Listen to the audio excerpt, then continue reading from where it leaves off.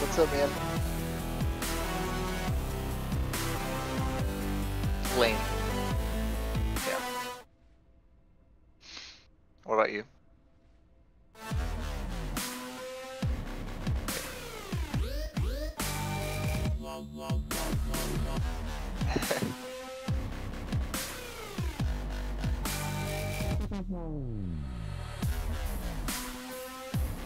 I believe. This is my second game color casting, so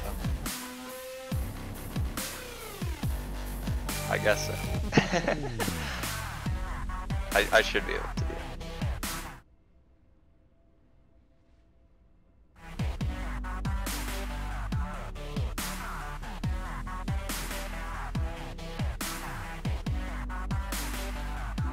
Oh, yeah, actually, that might be it.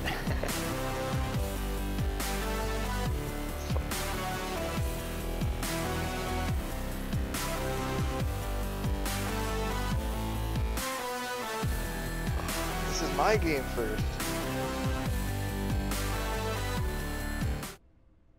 Do you play in the league? Do you play in the league?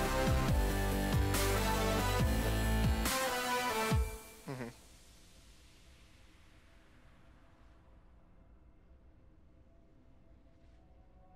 Gotcha.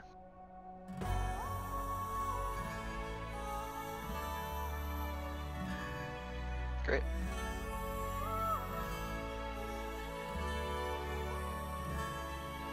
I played Summer Split and then this split, but I've known Shivam for a while and Mark both for a while that are the mid and support for the team.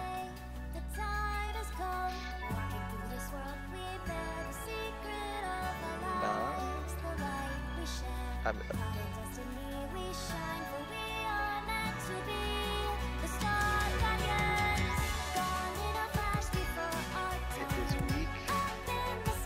Alright, yep, I got it.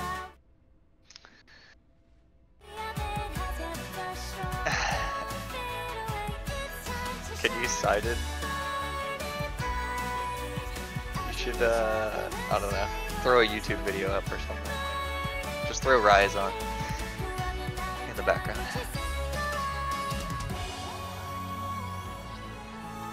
Ah, only League of Legends music, okay.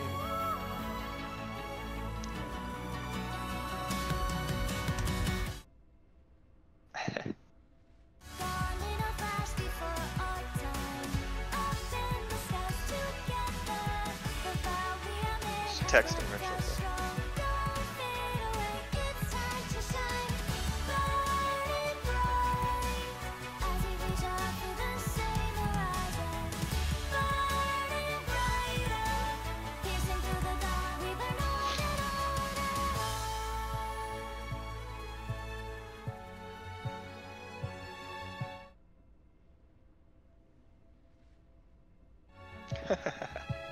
Did you watch the games last night?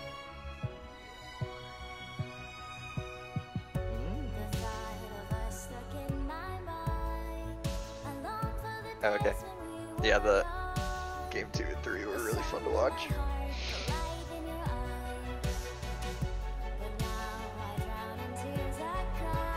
Yep, that was game 2. Yeah. Some spicy games.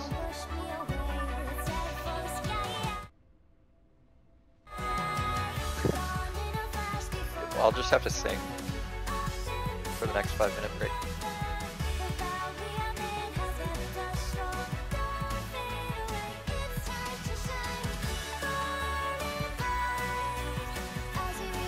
Get the T-tools. Yeah, that's fine.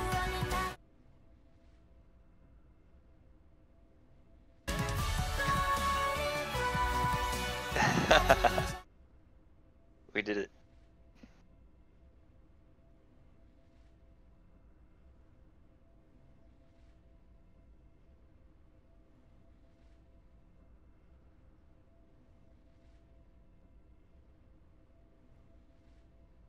How's it going, guys? I'm back at it again. This is my second time on the color cast, so we'll see how it goes.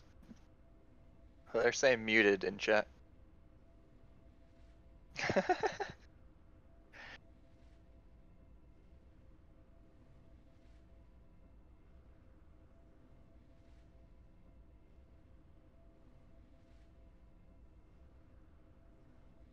Versus Return of the Middle Stakes. Now, open up real quick. Okay, we're good. We're good. Okay, we are good. Okay, on the blue side we have Squad Bots rule out. In the top lane we have Sorcerer Novlon on the Renekton. We have Spy Kid 810 on the Rammus in the jungle. We have Killer on Zed in the mid lane. We have Phoenix Glory and No Fear Matson on Xayah and Thresh in the bot lane. And then my team, we got me in top lane on Sion. In the jungle, we've got Tendies 2 on Evelyn. We've got Demon Print in the mid lane on Lissandra. We've got FOTC 4th Shot on Tristana in the bot lane. And then at support, we have bot lane Kazekage on Alistar. Okay, now, we see some interesting picks here that aren't necessarily meta, but they are somewhat common, both in the jungle match, as we have Evelyn and Rammus. Oh, we do have a little invade here. We have Liposuction getting taunted in. Sorcerer and Havlon takes him, and wow, he will get taken down so quick. Botlane Kazekage going very low. No Fear Matson about to get blown up. 4-Shot will take that one, and Killer will go down as well. We have a TP coming out, and he will get away, but barely. We have a flash over from FFCC 4-Shot on the Phoenix Glory. Wow, this is quite incredible for level 1 of our first game. Oh, will they catch him backing in the bush right here? And they got him. Spy Kid 810 will go down, and that's 3 kills over to Squadabots roll out. Yeah, off to a quick start already. They really learned the how oppressive the level 1 Scion passive can be. Even though I flashed away, it was I was able to get back in the fight, do some damage. Absolutely. And now that's 2 kills. Oh, I'm sorry. Yeah, that's no, that's 3 kills over for Return of the Millsticks, not Squadabots roll out. So in the top lane we have 2 kills on this Scion now. He's gonna pick up 2 cloth armors in addition to his corrupting potion. So he's gonna hurt a lot in the top lane here into this Renekton, who I assume was picked as a more of a counter pick in Scion, trying to bully him a little bit. Yeah, Renekton really wants to get ahead in the early game, and getting those 2 Hope cloth jumps in, really mitigates 4-Shot goes in, gets flayed up, and Botlane Kazekage will flash and pulverize. Phoenix Glory getting kicked down very, very low, and 4-Shot will pick up another kill. Yeah, that flash being burned early in the game really hurt the Xayah. They just hit level 2 and went in on that combo, seeing the opening with no flash. Yeah, that's very unfortunate. Now we have a gank into Demon Print. Demon Print gets away with the claw and the root. Surprisingly, Spy Kid 810 did not really suspect that the root was going to come out there. We have a lot of damage going on Sorcerer and Avlon here. Liposuction lane might look for a solo kill very early in the game. Oh wow, Demon Imprint roots up Killer. Killer is going to go very low. He's going to be forced to back here. Great job from Demon Imprint using the corrupting potion to really use that health advantage in lane that she's getting. Yeah, Squadabots picked a full AD team, so having 2 tanks for Return of the Middle Six will that could just stack armor, should be pretty good for them. Oh, hook goes on the bot lane. Kazekage, he will get rooted up here, but it looks like he will get out. No Fear Matson does not land the flay onto him, so not much will come out of it. Oh, No Fear Matson goes a little bit far forward. He will get pulverized. Just a little trading in the bot lane, though. Here comes Evelyn diving onto Sorcerer and Avlon. He does hit the charm, and we will see Liposuction lane trying to go in. Sorcerer and Avlon will try to get out. He will almost kill Tendies, but he will not go down. 1 kill over to Return of the Middle Stakes. Yeah, very close fight there. Little slow on the rotation from Sion, aka me.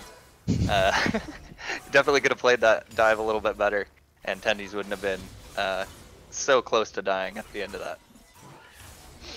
Yeah, Demon Print is getting pushed in a little bit here, but with Zed, he can't really harass Lysandra under tower, but oh, Demon Print might have looked to go in there with the Claw.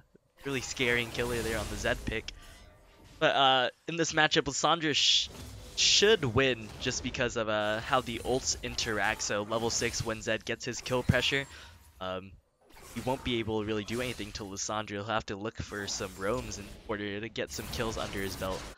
Especially with that aftershock effect being really easy and able to proc it, mitigates a lot of damage because you just become this mage tank where you can just jive in the back line and you don't take any damage. That's really the power of Lysandra. Yeah, absolutely. We have the junglers pathing both on the top side of the map here, trying to maybe influence this top side, but we do see Spy Kid roaming down, about to grab his raptors. We might see a little scuffle over the Scuttle Crab here, as it is up and both junglers are on the bot side of the map now.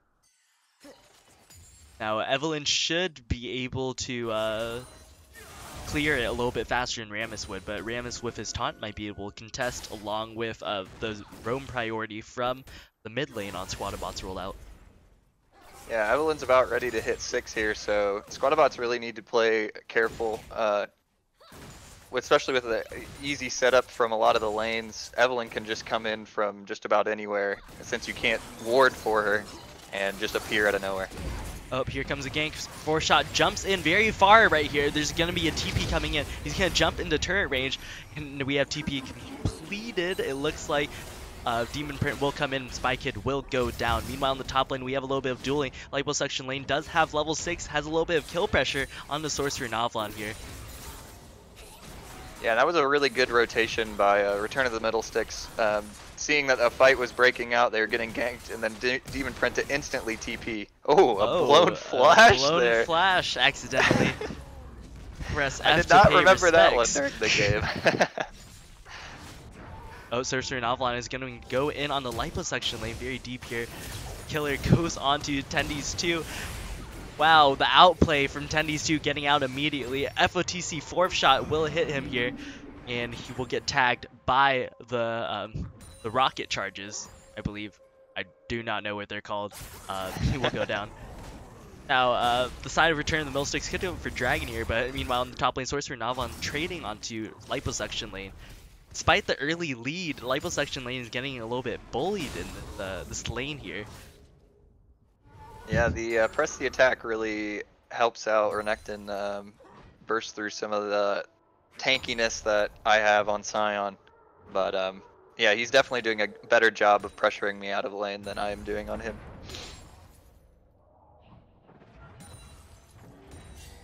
Alright, we do see Tendies pathing over to the top side, about to grab his Krugs, and looks like liposuction lane will have to back here. Might ultimate back to lane if he really wants to grab that wave, otherwise he's just going to lose a wave for free.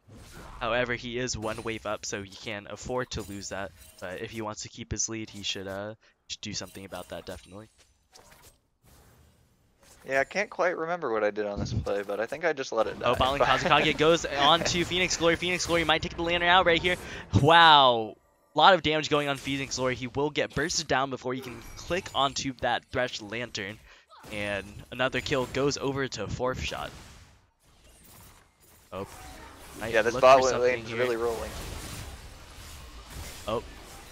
Wow, Demon Print gets out. He puts the ultimate on the Spy Kid. Spy Kid will be forced to flash.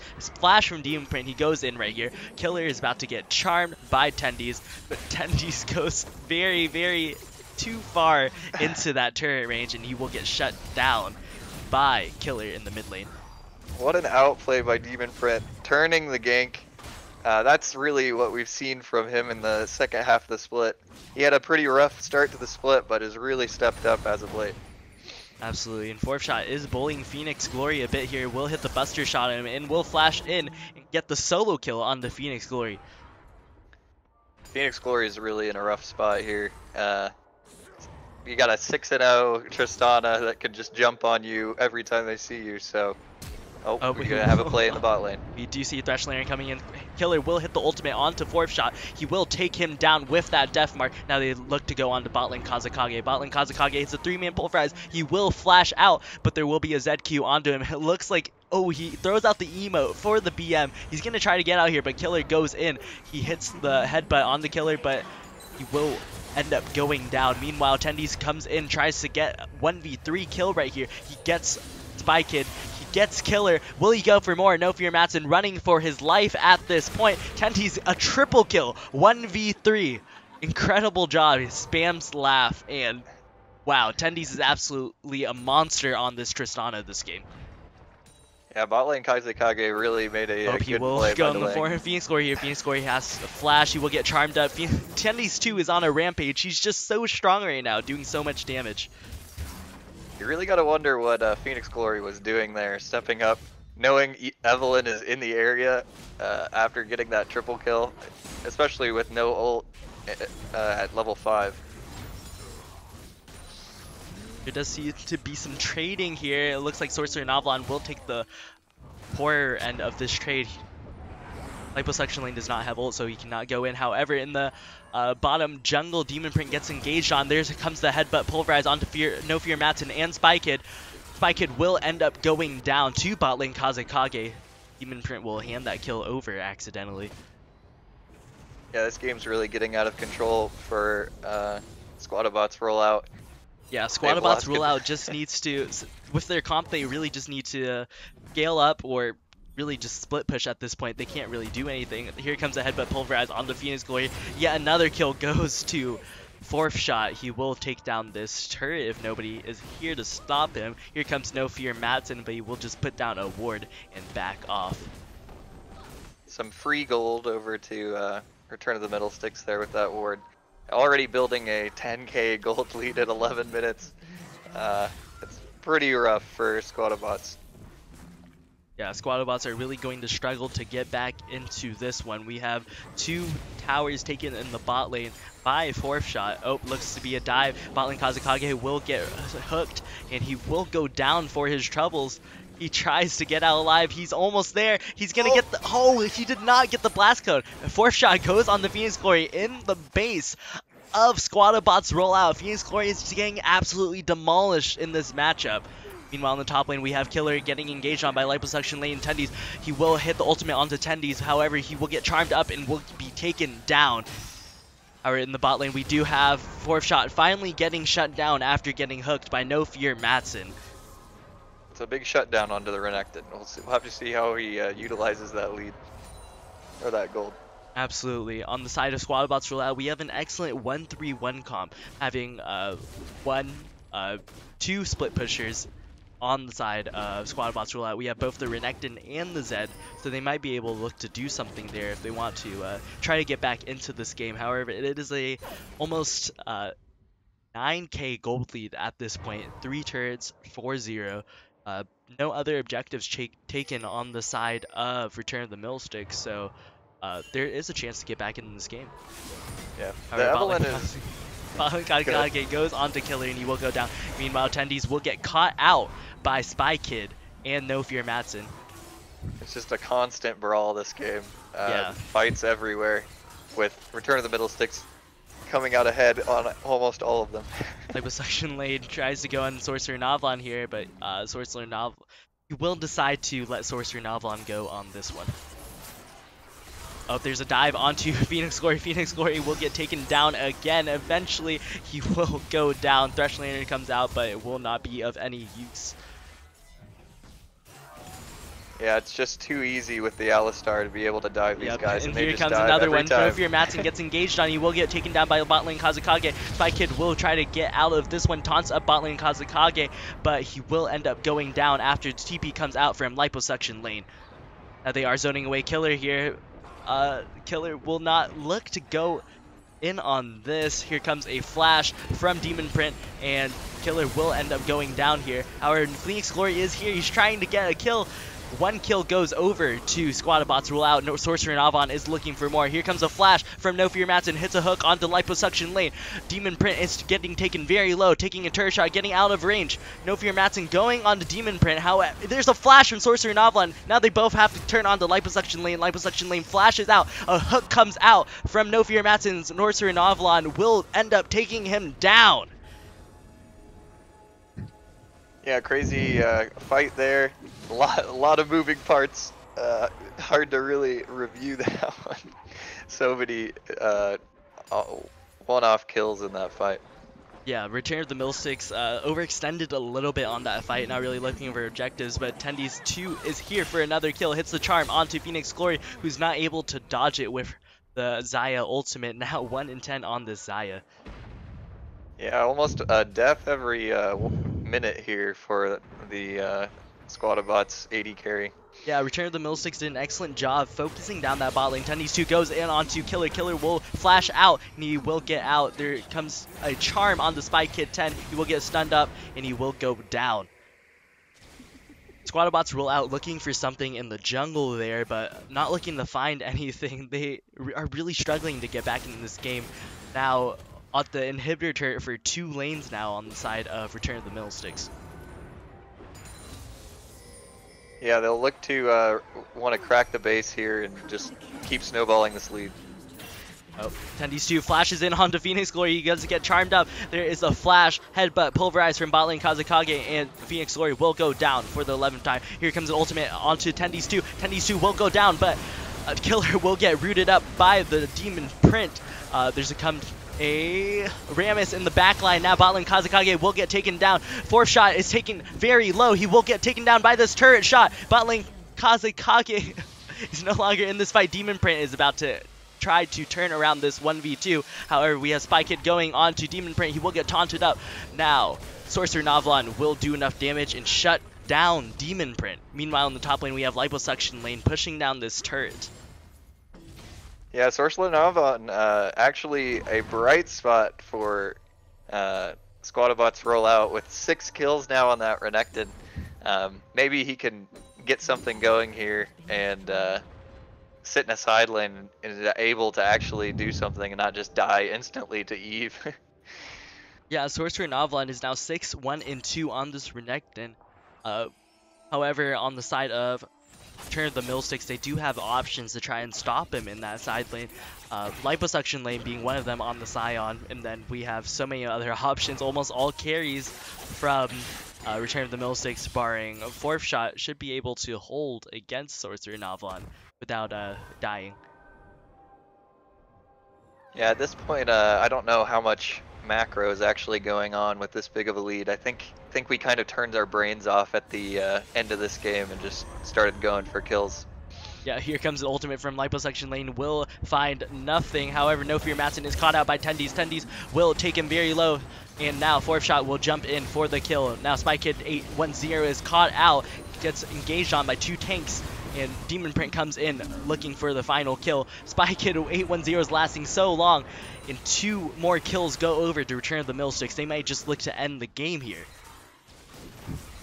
They do not have a wave, but they are getting the inhibitor. Wave is on its way. They could push in their lead. They have a 10k gold lead now. Actually 11k. So they would have no problem just forcing a fight and ending the game. However, it looks like they are going to go back onto this dragon here. The first dragon of the game at 17 minutes. Yeah, there's a couple objectives up for here Return comes of the Millsticks to Tendies take. onto Phoenix Glory yet again. Phoenix Glory must feel so bad this game. Everybody's going in on him. Everybody's trying to assassinate him, and he can barely get out of his base.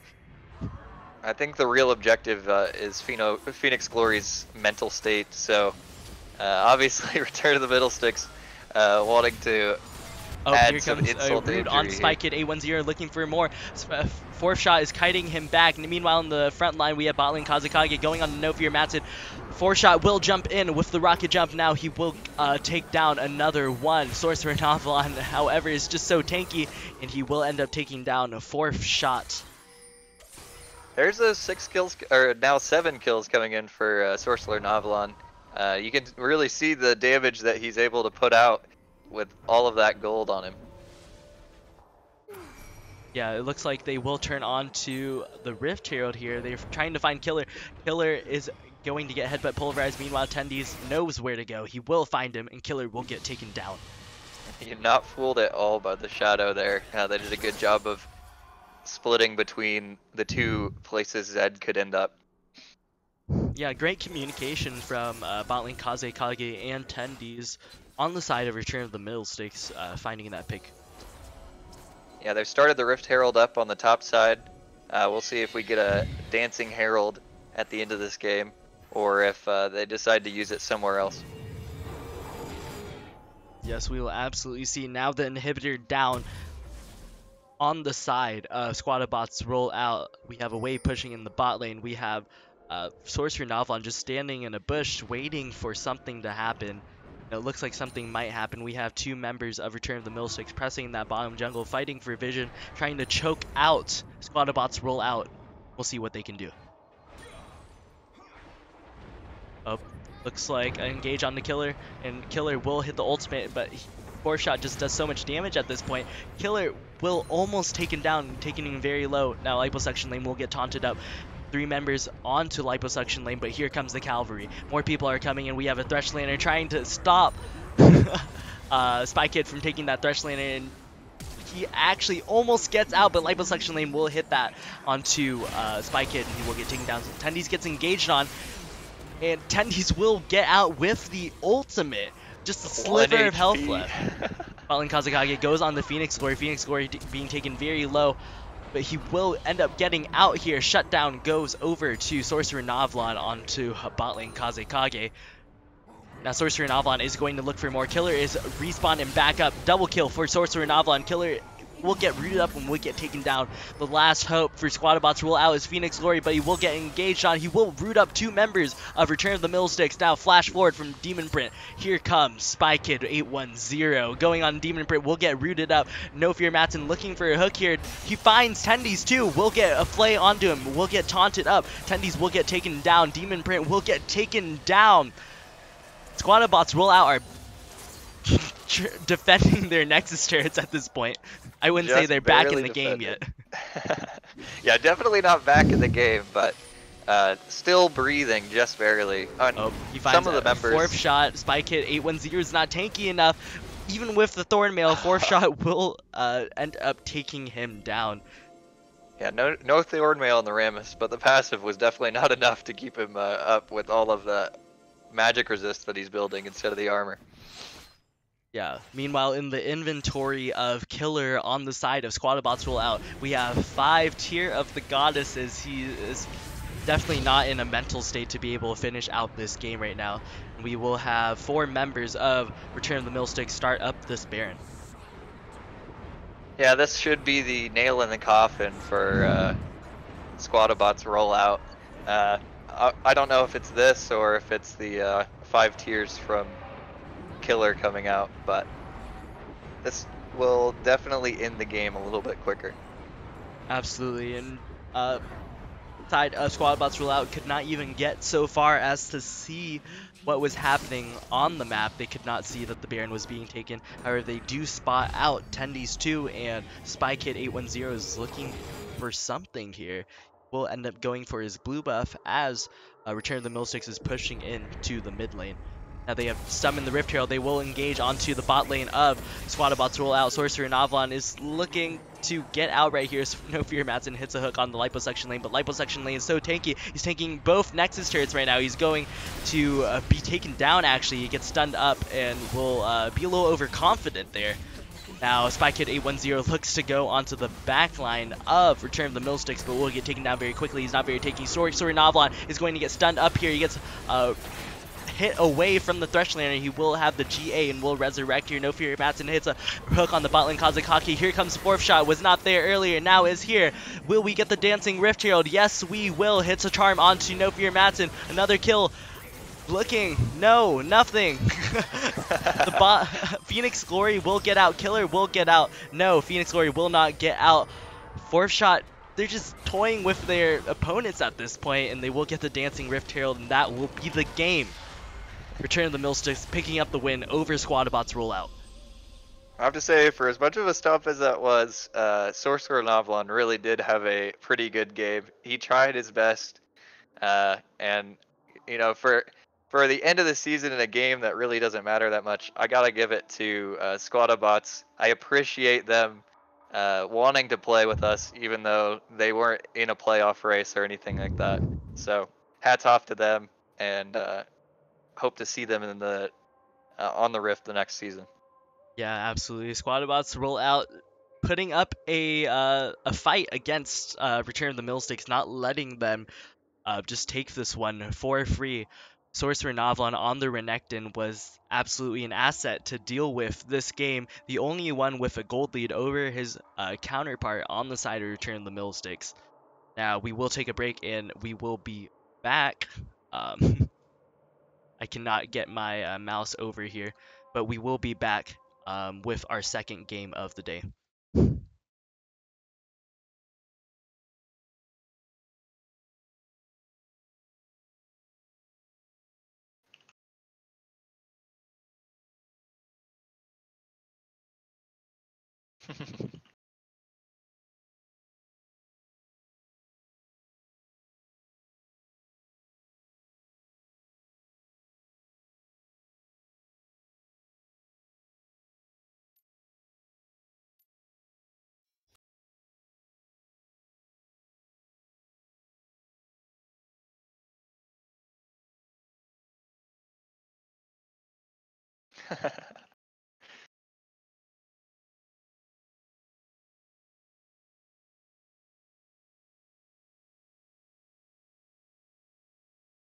It's really weird to talk about your own game or like try to.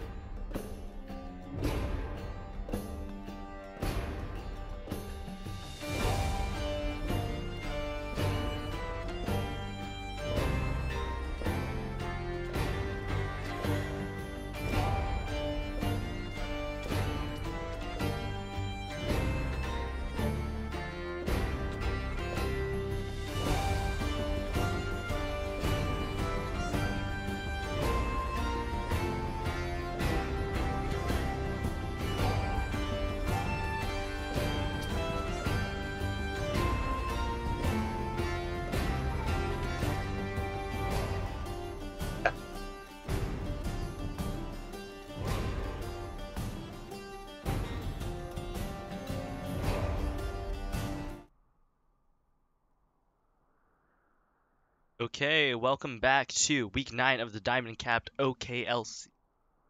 Totally forgot it's muted. Okay, welcome back to week 9 of Diamond Capped OKLCS. We will start our second game of the day. Get started. Go. Awesome. You want to screen share with me? Oh yeah, for sure. Just a sec. Let me pause this real quick and try to access a different screen. Really struggling here on the stream. Sorry guys. Yeah, first time Kings. It's all right. First It's all time. good. Here we go. Share. There we go. See it now. I can cast. Are about to get started.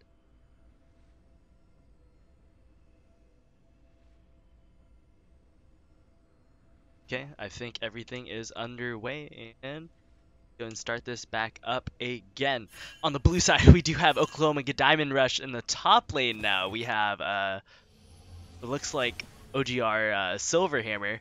In the jungle, we have Hayabusa Tai Chao on the Elise. We have Trueheart in the mid lane on the Irelia. We have the Buck Nasty on the Lucian in the bot lane, and NKDA on the Leona support.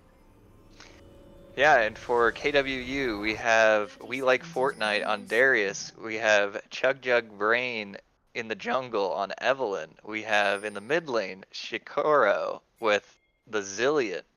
In bot lane, we have Jump King Man on Kaisa, and at support, we have Crazy Legs on Thresh. Yeah, and Crazy Legs did pull a rookie, it looks like, and he did not buy items. He had to back and get his items once again. At least he didn't wait till 1 minute and had to miss some minions. Just Yeah, like that Rookie is did. a little bit more unfortunate. Jump King Man may get spotted out. He will get spotted out by NKA here. Let's get a. So it looks like actually Trueheart is going to be in the top lane on that Irelia, and then OGR Silverhammer in the mid lane on that Malzahar. A little more normal. We should see the jungles play towards top side. It's pretty volatile.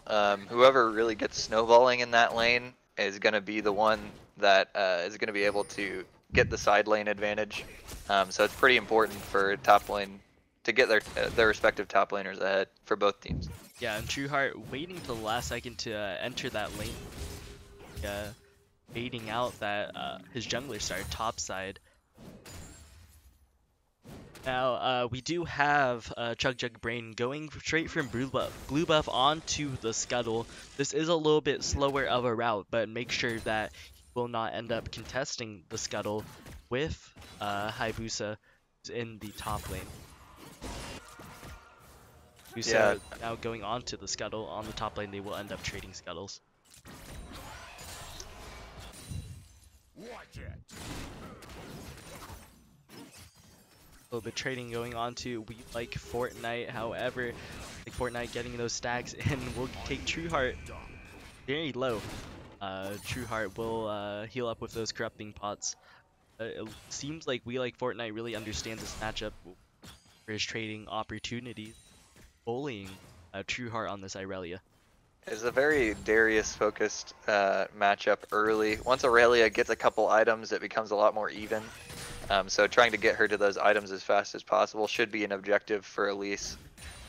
Elise does have they have a better 2v2 than the opposing team, especially early. So we'll see if Elise is able to abuse that. Yeah, we do have Chug Jug Brain going into the topside jungle. Oh, here comes a trade onto Trueheart. Trueheart will taken very low again, but Fortnite keeping him at that threshold to win.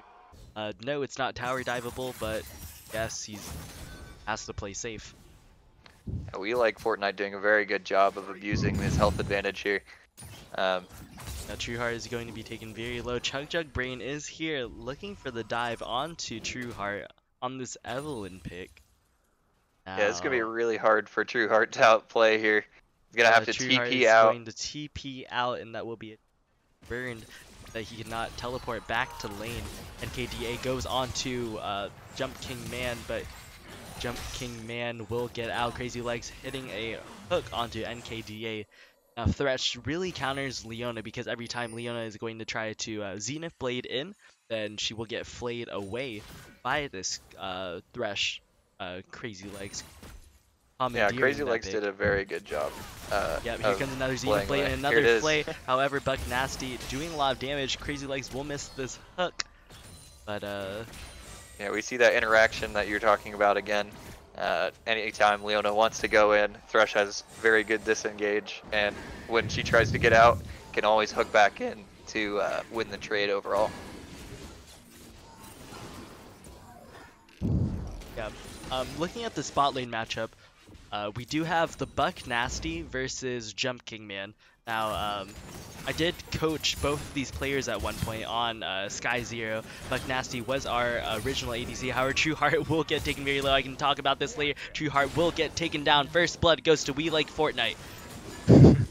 Yep, that's that health advantage we were seeing early, and We Like Fortnite from the start was abusing the Aurelia, and that now gets to pay off. Yeah, looked like it might have been a little trade there, but then True Heart went a little too far in and had to burn Flash, but was taken down anyway. Now, back to the bot lane, the Buck Nasty and Jump King Nan, formerly Bubble Boy. I've coached both these players. Buck Nasty was the starting ADC for Sky Zero until he had to step away due to personal reasons. Now, Bubble Boy did step in and did a fine job of filling that role, but it looks like the Buck Nasty is getting that CS lead. However, Charm goes on to NKDA, who will get taken very low. Flash from Crazy Legs and a flay. However, NKDA will end up flashing out here. True Heart going way too far in this lane. Now a 2-level advantage, so We Like Fortnite. We Like Fortnite flashes in, will slow down True Heart. True Heart will be taken down by the ultimate and then the Darius passive ticks. Yeah, True Heart definitely having a rough time in this lane. We Like Fortnite hitting level 6 well before True Heart is able to, and is able to get another solo kill on him and start snowballing this lead. Yeah, now 2 kills in 12 CS in favor of We Like Fortnite. Using this Darius counter pick. Oh, here comes another grasp onto the Zillion. Zillion will not have time to ult. Shikora will be taken down after a gank from Hayabusa Taichao with Neza grasp from Silverhammer. And this is what OGR really wants to do, especially with the Malzahar and the Elise. They want to look to use their CC to get easy picks. We'll see if they choose to go back to that mid lane to abuse their strength. Yeah, the hook will miss onto NKA. Now flashless. However, Crazy Legs did burn his flash to burn the flash from NKDA. Oh, here comes the Xena Blade and then a Flay. They're looking for Jump King Man. He will get stunned up. Buck Nasty flashes in and will take him down. Now Crazy Legs going very low. The Ignite will take him down. 2 kills over to the bot lane of Oklahoma Diamond Rush. Wow, that was a great 2v2 skirmish between KWU and OGR. OGR came out well ahead on that play, and it was just a great play by them. Yeah, NKDA saying that I do not care about your counter pick. I'm going to go in anyway, and he will get rewarded for that one. Yeah, she still gets stunned even though Leona doesn't get to go to her, but Coling comes out from the Buck Nasty. Jump King Man is looking to back them off. Shikoro is coming down for a roam. Here comes Xenoblade onto Jump King Man, who will get stunned up. Now Shikoro will miss both of those bombs, but it will matter for a matter of fact. And the bot lane of Oklahoma Diamond Rush will get out. yeah, they're gonna lose a wave for that roam down from Shakiro. And now they even have to back Leona off further, worried about somebody coming from behind here.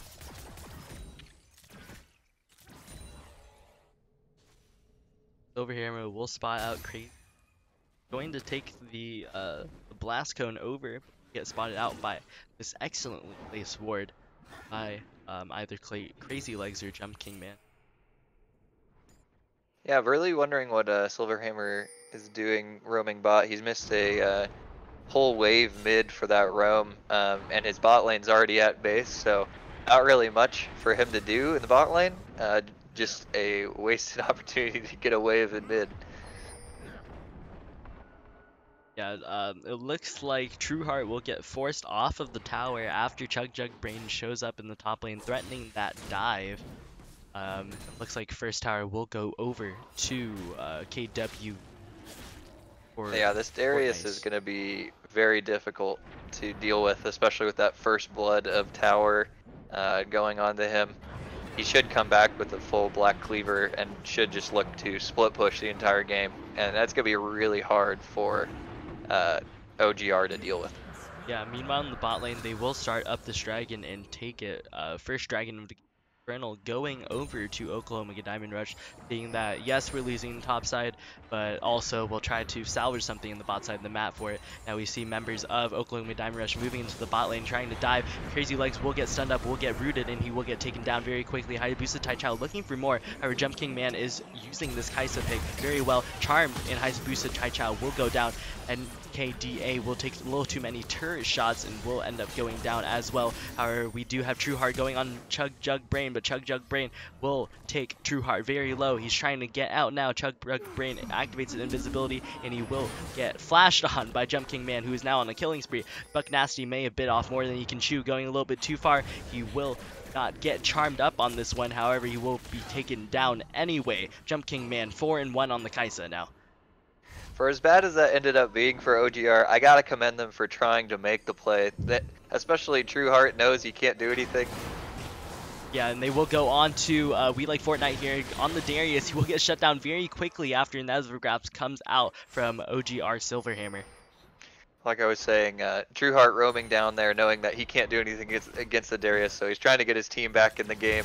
But in the end, KWU is able to turn the tower dive into an advantage for them. Yeah, KWU doing an excellent job abusing the mistakes of Oklahoma Diamond Rush. Now Chug Jug Brain will get spotted out here. However, Chug Jug Brain is looking for a little bit more. He will get taken very low by these Malzahar minions. Now Hayabusa Taichao will get stunned up. Chug Jug Brain activates the stealth, and he will run away now.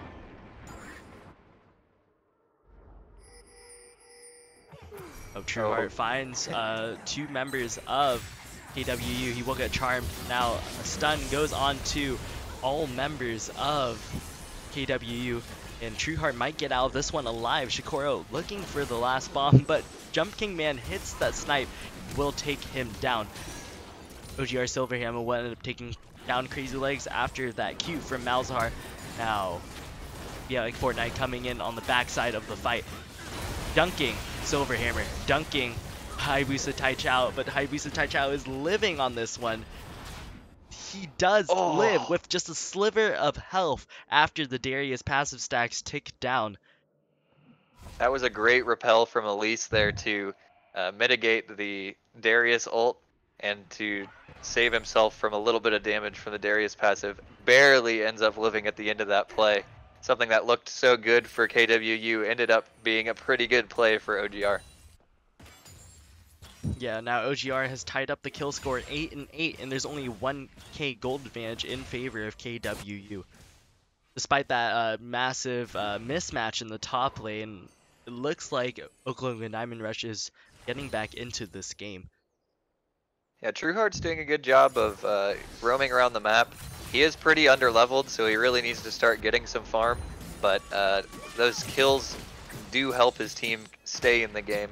We'll have to see if he's able to get any farm or get back his level advantage to at least try to match Darius a little bit.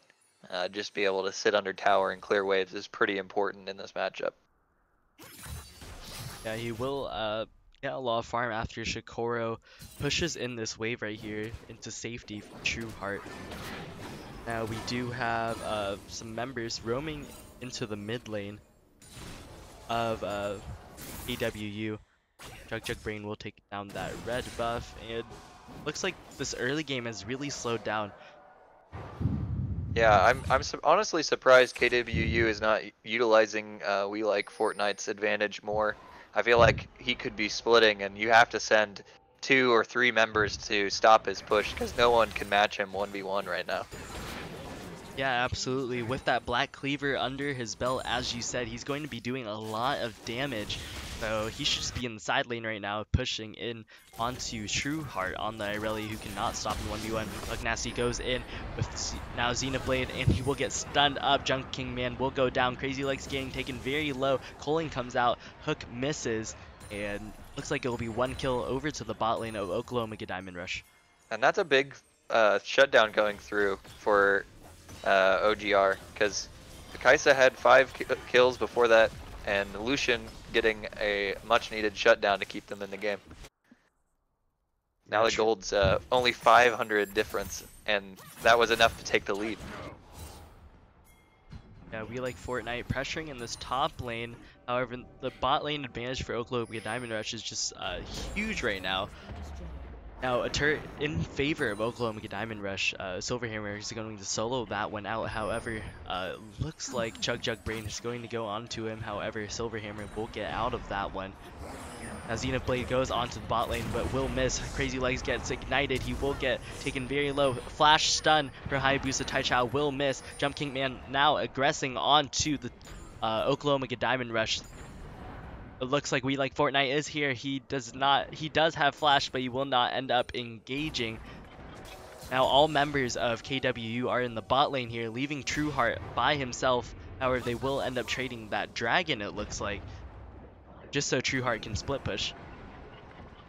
Yeah, I have to commend OGR for contesting the #1 seeded team in the league in KWU. They're doing a really good job of pressuring and getting objectives, even building a 2K advantage now. Yeah, and looks like Trueheart will end up getting that turret with nobody to stop it. However, we have 5 members in the mid lane of KWU here. Now, they will look to force down this turret. Hayabusa Taichao steps a little bit too far forward, will get caught out. However, We Like Fortnite gets suppressed. He will get the Zillion ult, will get resurrected. Chug Jug Brain takes down Hayabusa Taichao with that ultimate, and they will get that turret with a trade for the top lane turret. Yeah, and this is big for Trueheart. That trade, he's finally able to get some farm, get some levels, some XP, and might be able to hold his own against Darius soon enough here. Chug Jug Brain looks to be getting caught out here. Flash from Silverhammer will go on to Chug Jug Brain. Now Trueheart is here. Will pick up his first kill of the game onto Chug Jug Brain. Yeah, they're just going to go right over to the Rift Herald, look for more objectives off of those kills. And we'll have to see if they're actually able to use it. Yeah, Oklahoma Diamond Rush is amassing a fairly sizable gold lead over KWU. As you said, they are doing a great job fighting out this first place team in Diamond Cap OK LCS at this point. Now, do you know if Oklahoma Diamond Rush is in playoffs contention? They are not. They are eliminated, but I think they're at the top. Let me just double check real quick. Yeah, they are at the top of the bottom of the standings, so they were the next team out, unfortunately. But you know, they put together a pretty middle of the pack season. You know, have some good games, had some bad games. So I'm not entirely surprised that they're able to contest KWU at least a little bit. But to have a lead against the #1 rated team is very impressive performance from OGR. Yeah, absolutely, and this will be pretty massive if Oklahoma Diamond Rush can pull off this upset against KWU. KWU has not, I do not believe they've secured their first place seed yet, so that means that they will be in danger of losing that now. Nevergrasp goes on to Chug Jug Brain, who will get taken down. A solo kill for OGR Silverhammer on that Malzahar. Now 3-1. Yeah, Malzahar is going to be a problem if KWU doesn't start building those QSSs to mitigate the Malzahar ult. Yeah, Shikora will step a little far forward. However, Trueheart will engage but find nothing. He will step too far forward here. We Like Fortnite will take him very low. Hook goes on to OGR. Silverhammer will get stunned up. Now Shikora on the back line. However, Silverhammer does not have anything. Oh. Flash, dunk. We Like Fortnite, 2 kills. 3 kills now. Triple kill over to We Like Fortnite. And now 6-2 on that Darius. Yeah, it's we Like Fortnite knowing that he could go in, get the resets, get the kills that he needed, and really showing his mastery of the Darius pick there. Yeah, Chug looks to assassinate the Buck Nasty. However, the Buck Nasty is doing a whole lot of damage. Will flash onto Chug and will take him down. Now on a killing spree. Now Oklahoma Diamond Rush is not using their most fed player properly in this sense. They're just sending him split pushing rather than looking to start these team fights with the Lucian and carrying through him. Looks like they will drop the Rift Herald here. We have 3 members of Oklahoma Diamond Rush in the top lane. They will get a stack off onto that tower. However, We Like Fortnite will get Nethergrass, will get QSS now taking the Zillion ult. They will kite him back and try to use this Zillion ult. Wow, 2 kills over the Oklahoma Diamond Rush. The Buck Nasty doing an excellent job on this Lucian, now 7-1. Yeah, the Lucian is a pretty strong pick right now, and the Buck Nasty is doing a great job of showing why he's so strong at the moment. Yeah, and it looks like the Oklahoma Diamond Rush will start up this Baron now. However, Brain is up. He might look to steal if he even knows that the Baron is being taken. Yeah, Brain is having a pretty rough game so far. Getting behind on Evelyn definitely makes it pretty difficult for you to do anything in the game if you can't really assassinate the carries. They have found them on the Baron. Trueheart will miss the stun. Brain looking for something here. Might look for the steal. Oh, here comes Junking Man, and now a big fight. Baron goes over to Brain. However, Junking Man will be taken very low. We Like Fortnite looking for a little bit more. Buck Nasty doing a lot of damage to We Like Fortnite. NKDA will get taken down by that Zillion bomb. Shikoro will slay him. Double kill over to Shikoro. Now, Flash from Hayabusa Taichao looking for Jump King Man. Flash... Wow, they trade kills on that. They will trade kills on that one. After Hook goes onto one of the least minions, however, Shikoro is here. He spots out OGR Silverhammer and will take him down with the Zillion bomb. Not even worried. Jumps away with the blast plant, knowing that last bomb is going to kill him. That was a huge turn of events in this game. KWU takes the lead back, and now they have the Baron buff. We'll have to see what they're able to do, but that was a huge throw from OGR. Yeah, now gold lead in favor of KWU, about 1k, and we'll see what they can do with this Baron power play.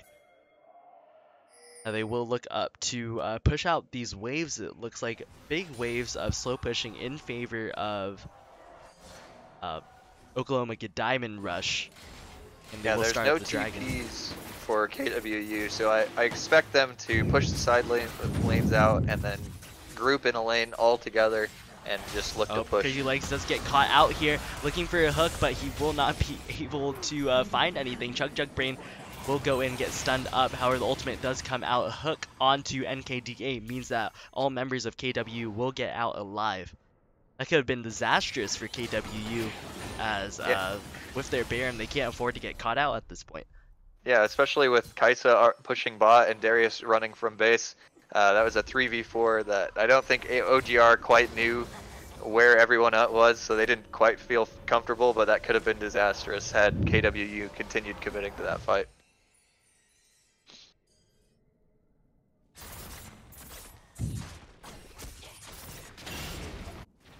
Looks like the game has really slowed down. KWU is not really using their Baron buff, but it seems that they're pushing in this mid lane now. However, We Like Fortnite roaming up to the top lane to stop that wave means that the mid lane wave will be easily cleared by Oklahoma Diamond Rush. Yeah, I think KWU is really missing an opportunity with their Baron. OGR doesn't have a lot of wave clear, so just grouping and getting those waves on the tower makes it pretty easy to siege. So I think they're really missing an opportunity here with Baron about to time out. Yeah, that Baron about to time out now means that all they've amassed from this Baron power play is a slight gold lead. Oh, now Hayabusa Taichao will get bombed twice. However, he will not get stunned. However, Flash from Chug Jug Brain will get suppressed, and Chug Jug Brain will go down for so much aggression. Tries to get saved by the Thresh Lantern. And now a hook onto OGR Silverham. Jump King Man jumps in, and it looks like on the backside of the bite, he's doing so much on this Kaisa. Now, Shikora did land an excellent double bomb onto the team of Oklahoma Diamond Rush, means that they will end up using this Baron after all. Yeah, and Baron just ending as they take that tower. So they get a little bit of an advantage off of it, but Kaisa really coming through big in that fight. Ultimate missing from Trueheart. Yeah, Kaisa coming out really big in that fight. Now 2 turrets over to KW, and they will go on to Trueheart here. For looking for a stun, will end up getting stunned up. Perhaps, yes, he will. Now another kill over to KWU. They will get an inhibitor too.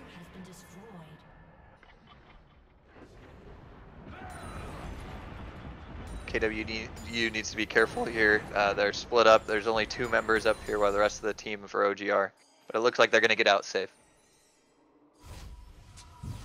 Yeah, just as we were saying, KW isn't using their Baron. They find a big play in the mid lane and end up taking, it looks like 3 turrets overall and an inhibitor with that Baron power Kaisa play. could really go unlocked there, knowing there's no Malzahar ult. After he used it on the Eve, he was able to stack up that Rage Blade and just free fire into... Oh, here comes a stun on the Hayabusa Taichao, who will repel. Now, Shikora will get stunned up and will get shut down. We like Fortnite getting aggressed on by the bot lane of Oklahoma Diamond Rush. NKDA will not do anything in that fight, and Silverhammer will take him down after the Nether Grasp. This game is so back and forth. One moment we think another team's ahead, and then it just switches back and forth. So it's really anyone's game to win here. I think that the next Baron really, in that minute and a half, is really going to decide it. Yeah, we have 2 members of KW in the bot lane here, and they are going to try to push that in, trying the base race at this point. But we have 5 members of Oklahoma Diamond Rush in the mid lane, making the call to push down this inhibitor tower, look for the inhibitor. Yeah, somebody will need to back for that Kaisa, and they're actually going to TP back with Malzahar. Alright, and... They catch the wave. Yeah, Silverhammer can't really hold Jump King Man without his ultimate, and Jump King Man will go on to Silverhammer and will get taken down. Jump King Man is now on a rampage looking to take down this inhibitor. Now Trueheart did cancel his back, might have been accidental, but he will pay for it after he gets caught out by 2 members of KWU. And Kaisa might just end the game here. Was it looks able to like kill Jump people King off Man based off the is backs. going in. We have a teleport coming in. However, Jump King Man is taking these towers very, very low. We'll take down 1 tower. Hayabusa Taichao looking for a little bit of something now. Jump King Man will get rooted up and might get taken down. However, yes, he will get taken down. The Zillion Resurrect will go onto himself. Now, the Buck Nasty getting aggressed on by We Like Fortnite, but he might not be able to kite this one out. Hook comes out and it will miss. However, the base of Oklahoma Diamond Rush is just being destroyed at this point. The Buck Nasty is coming alive. He's going on to 2 members now. What a back and forth game. We have 2 kills over to Oklahoma Diamond Rush yet again. Wow, what a transition of events there. Kaisa thinking we might be able to end the game, and I think KWU was trying to cancel all the backs so that Kaisa could end it. But we're able to get buy enough time for her, and then they ended up trading a bunch of kills trying to end the game.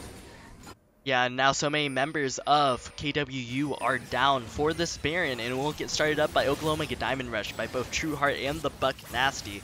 You know, Silverhammer backing when he should really be helping do this Baron, as members of KWU are coming up. A hook goes on to the Buck Nasty, who dashes over. Crazy Legs will take that blast cone, means sending Buck Nasty back into the pit. Jump King Man. And Hayabusa also backed there when they started Baron. You need your jungler there. Yeah, and they will go on to Jump King Man. Jump King Man will get stunned up and taken down. Buck Nasty is unstoppable. Hayabusa is now here. Will they look for the Baron? No, they will not. They will retreat, it looks like, after having a 5v4 advantage at this point. OGR really needs to get back to base, get those health bars up so they can look to Baron with that pick onto Kaisa. Yeah, and will be a TP into the top lane to push that wave out. We have OGR Silverhammer in the bot lane clearing that one out. There's so many wards in the Baron area, but no team seems to be looking for that Baron. Now, Chug Jug Brain will solo out another dragon, third dragon of the game for KWU. Now, Infernal and 2 Ocean Drakes. And that dragon's actually going to die right before Rift Herald would have spawned. So we're not going to get Elder for our next one. We're going to get another Elemental Drake, which I think it actually would have been better had KWU waited to kill that, so that with their gold advantage they could have gotten Elder to spawn sooner. Yeah. However, the Buck Nasty is just really popping off in these fights. Maybe they just don't want to take a fight, or he probably just wasn't thinking at all about any of that. He was just like, yeah, ooh, just free seeing dragon. the objective, it's up. I better take it now. Right. So we have now Oklahoma Diamond Rush getting mid lane priority. They will aggress. No, they will OGR not. is really on a timer here. You see that wave crashing in on the bot side. Trueheart burning that TP earlier for no real reason can really hurt them here, because now they can't put Aurelia in the bot side to clear the wave and then have her join with TP later. Yeah, and KWU is pinging out this Baron now as 2 members of Oklahoma Diamond Rush are spotted in the bot lane. Yes, and they can take this Baron very fast with the Kaisa and the Evelyn. We'll see what they can do at this point. We have members of Oklahoma Diamond Rush coming to contest. However, it is a 4v5. Trueheart is not there. They will get zoned away, and the Baron will go over the KWU. However, will they look for the fight? No, they will not. Nothing will happen at this point. No, they are chasing. Buck Nasty goes on the We Like Fortnite, who takes Thresh Lantern out. Great Baron play from KWU, spotting out 2 members of Oklahoma Diamond Rush on the bot side of the map, meaning, hey, this is a free Baron. Yeah, that was a great decision by KWU. Seeing people trying to clear that wave on the bot side allowed them to gain an advantage there at the Baron. And now OGR goes mid. Not really anything for them to take. The inhib is respawning now, but with that Baron up, it's going to be pretty hard to push against the wave. And now they have minions on their yeah, base and they're turret. trying They to need back. to back. However, KWU is going to go onto them. There's going to be a disarm on the We Like Fortnite, and Nethergrass comes out, and massive damage coming out from We Like Fortnite. 3 kills now. Will he get the pentakill? He's going on the Buck Nasty. He will end up not getting the pentakill. Yes, oh Jump my god, kill, he gets it stolen. Yeah, Jump King Man does end up taking that one from him, but it looks like that will be the game. We have 40-second death timers on the side of OGR. KW is marching down the mid lane with minions. And the inhib respawned on the bot side. Yeah, so they're actually going to have to kill an inhib first. Absolutely. NKDA is coming up in 15 seconds now, and we'll see what they can do. Now, a minion already took that Nexus turret, so that means it's 1 less turret for them to take it, and they will just go on to the Nexus here for free. Like bare naked Nexus. This win will go over to KWU. Yeah, OGR put up a good fight, but in the end just got out macroed. Some questionable map rotations led to a couple of advantages for KWU, and that clutch Baron steal. We cannot forget about that. That really turned the tides of the game for what was looking like a hard game for KWU. Yeah, Oklahoma Diamond Rush putting themselves on the back foot after a couple of bad calls there, meaning that they will end up losing this one to KWU. Now we will be back in just a little bit. We'll take a short break, and then we'll go on with our 3rd game of the day.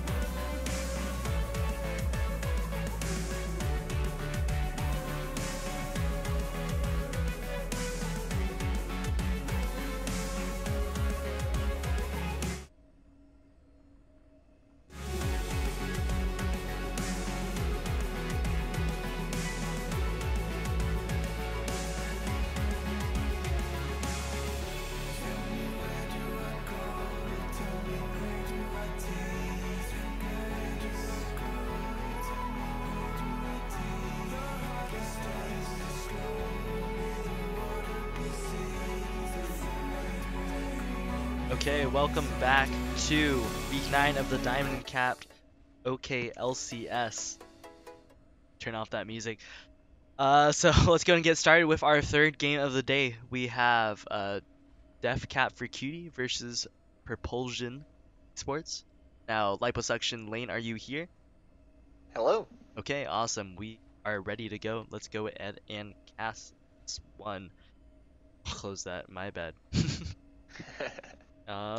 Start. Okay, yes it will. Now on the blue side we have Def Cap for Cutie. We have in the top lane Parallelogram on the Urgot. We have Soapy Opera on Talia in the jungle. We have McPancake in the mid lane on the Sentry. We have Marco Rubio on Draven and Condom Filler on Zyra, both in the bot lane. Now we will see a little bit of skirmish here, and that was a very quick kill. Soapy Opera will go down, and they might look for more. However, Propulsion will find their first kill of the game at 40 seconds. Yeah, out of the team with the first blood, we got Propulsion, who's fighting for their playoff lives in 7th place right now. In the top lane, we have Moose on Deleuze on Kled. In the jungle, we have the new jungle for the native 192 playing Graves. Press F in the chat for Aikado. In the mid lane, we've got Saber on Zillion. In bot lane, we have General Vici on Jhin. And at support, we have Randy Newman playing Braum. Yeah, and what an explosive start to our game. We see the 5-man stacks both in the bot lane, and it's just very unfortunate for Def Cap for Cutie. Yeah, I don't think they were quite expecting them to go to the same spot for the invade there, and quite an explosive level 1 brawl that we got. Yeah, absolutely. Now we do have McPancake in the mid lane for Def Cap for Cutie. That's a very old name, OKLCS. Did play on, what was it, Pizza Lords on, I believe that was season 3 of the OKLCS in Gold Capped. Now he's here in Diamond Capped, back again.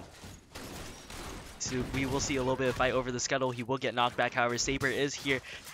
Does not find the double stun. Moose on the Loose goes on the Parallelogram. Moose on the Loose going very aggressive here. He now hits level 2, but another level 2.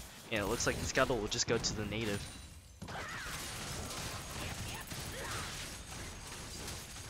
Alright, Parallelogram doing a lot of damage to Moose on the Loose will cause Kled to dismount off of Skarl. It's a pretty dangerous position for Kled to be in this early in the game. The W for Urgot was really oppressive when Kled tried to go in on that E. Alright, Soapy Opera might get caught out here. He does get stunned up. Randy Newman hitting, going very aggressive. He will get zoned off by McPancake on the Syndra. Now stunned up by Saber. Soapy will go down. No, yes, he will after a flash to secure nothing from Randy Newman. Moose on the Loose taken very low. He will mount again, going very aggressively onto Parallelogram, looking for the solo kill. Parallelogram will be forced to flash. A flash from Moose on the Loose. Oh, he canceled the auto! Wow. Parallelogram lives off of a big mistake from Moose on the Loose. That is a feels bad ban. Alright, he will get dove by the native, and this is, yes, he gets his done. solo kill at the end. Yes. Alright. Meanwhile, on the bot lane, we do have this Draven into Jhin. Now, this matchup does favor Draven a little bit, as Jhin needs a little bit of time to do his damage, but Draven is very upfront and bursty, as well as with the Zyra, so it's a very good synergistic combo. Native looking for a pick on, or a gank onto McPancake will take 2 turret shots, and he will have to flash, but Saber does not take him down. McPancake lives with just a sliver of health. Not quite enough damage on the bomb to kill him off there. Yeah, Saber also taking Unsealed Spellbook over, Summon Airy or Arcane Comet, which, could have netted him the kill. So, yeah, that definitely, if he had an Airy proc there, even would have had enough to get a kill on McPancake. Yeah, Soapy Opera just a little bit slow to the counter gig. Now 1 level down, about to pick up the Scuttle Crab, it looks like, over the native. And Muson Loose aggresses on the parallelogram, looking for a short trade out. Parallelogram does a lot of damage on this Urgot. Now I do want to take note to our top lane matchup. There's a really interesting interaction with Urgot and Kled, where if you have an Urgot ult and Kled is on Skarl, it will dismount him instead of killing him. So you have to make sure he's dismounted before pressing the second part of your ultimate, which could sometimes cost you a kill if you're not careful. Yeah, absolutely. On the loose, probably picked that Kled just for that reason, to mess with Parallelogram's mind a little bit. Pancake will get stunned up, will knock back Saber.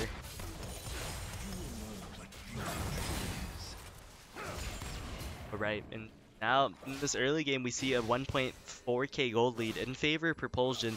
3 kills dispersed onto top jungle and mid for them. The bot lane, they are about 10 CS down now. Yeah, Marco Rubio and Condom Filling doing a really good job of exerting pressure on the bot side. It seems like they've been pressed against the entire time. Yeah, Parallelogram goes on the Muson Loose, looks to get the solo kill. However, the native is here yet again in the top lane, looking for more. He will get a kill. Yes, native will take down Parallelogram. Meanwhile, in the mid lane, we have a little bit of a duel. McPancake getting taken very low. Saber will not aggress onto him, however. His cooldowns were, yeah, his skills were down. Yeah, seeing Talia on the bot side, the native 192 knew that he could try to get a counter kill off in top lane. Ended up working out real well as they killed Parallelogram with the lack of jungle pressure from Deathcap for Cutie. Yeah, so at this point, the win condition for Deathcap for Cutie is definitely through that bottom lane. However, we do have a very safe bottom lane in the form of Braum and Jhin. However, we have an ultimate coming out in the top lane. Kled has hit level 6, will go on to Parallelogram. The native is here to help out. Parallelogram kiting this one out, doing a great job surviving as long as possible. However, with that dismount, Muse on the loose will take him down. Oh no! He stayed a little bit too long. Not quite realizing he only had 1 minion left before the tower kills him off. And that's a unfortunate counter kill that gets dropped for Deathcap for Cutie. But they will end up getting that first turret of the game. The native living on that one. Marco Ruby is stepping a little bit too far forward. However, he did bait out this gank. He baited me too. Soapy Opera is here and he takes he does not take down General Vici. There's a TP. Saber goes on. There's 2 TPs now. 2 members of Propulsion in the bot lane. Condom Filler hits the root on the Saber, and Saber will get taken very low, but he will not go down. Wow. So many people left at 1 HP for Propulsion there. It's lucky that Deathcap for Cutie didn't get those. Here comes Reese on the loose, going on to McPancake. Will take him down. Now on to Marco Rubio. He is 3-1 and 3 on this Kled. Will you look for more? He's going to go on the Condom Filler now. Will miss that rope. I don't know what it's called. Bear trap on a rope. Yeah, bear trap on a rope onto Condom Filler, and Condom Filler will get out alive. I don't know a lot of champion abilities, but I've got a couple in the old memory banks. Not used to casting, so. Oh, he will flash and barely.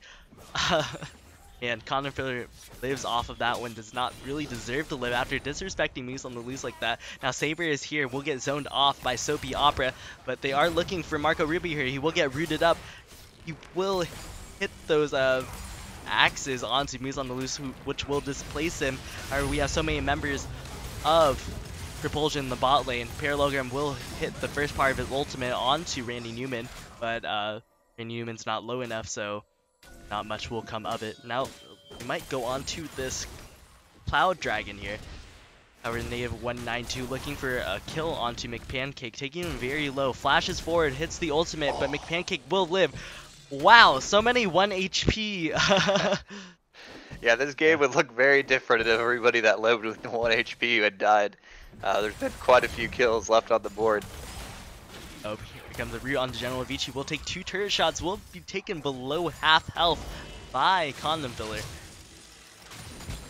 Yeah, I have to say, Moose on the Loose is playing a really good game. He's utilizing the Cluddle and the TPs well to push his advantage that he earned in the top lane from some of the jungle pressure from the native getting him ahead.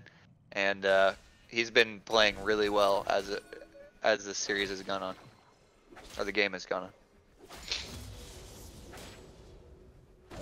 Yeah, absolutely. And the win condition for DefCat for Cutie is still in this bottom lane. The Draven is their only way out of this hole that they have dug themselves in now. Only a little under 3k down after they take that bot lane turret. Yeah, Draven up a little bit on the Jhin as far as items are concerned. Already has the completed Storm Razor, so we'll have to see if he's able to use his item advantage to get an advantage for his team. Oh, here comes Moose on the Loose on the Clud going on to McPancake, who will get taken down so quickly. TP ends up finishing. Parallelogram looking for that one. There will be a shutdown onto the native from Marco Rubio on this Draven. They're gonna look for more. Randy Newman is here and he's ready to go. Ultimate comes out from Soapy Opera. Randy Newman blocking a lot of the damage from Marco Rubio in this fight. He will get knocked back. Moose on the Loose is going to try to 1v3 this one. However, he will get pushed off after he dismounts off of Skarl. Yeah, a lot of fights going on.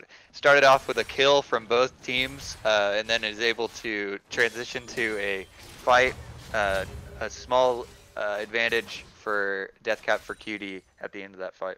Yeah, that is 2 for 1 in favor of Deathcat for Cutie. They will end up shutting down the native and then taking down Randy. Now we see Marco Rubio is 3-0 on this Draven, exchange from the 1-0 early. That's gonna be a pretty big deal, just because the Draven is the win condition for Deathcat for Cutie. Yeah, and he gets to cash in those adoration stacks, which is always nice, always what you're looking for on Draven. He will end up backing here, pick up the Berserker's Greaves and the Vampiric Scepter. It's gonna be pretty big compared to General Vici now. Yeah, both teams should be looking to get some of these objectives off the map with Cloud Drake up. Saber, however, McPancake will get stunned up. Now Randy Newman blocking the damage. Native is here and he's ready to go. Slow goes onto McPancake and he will get taken down. Saber's on a rampage. Now 4-0 on the Zillion.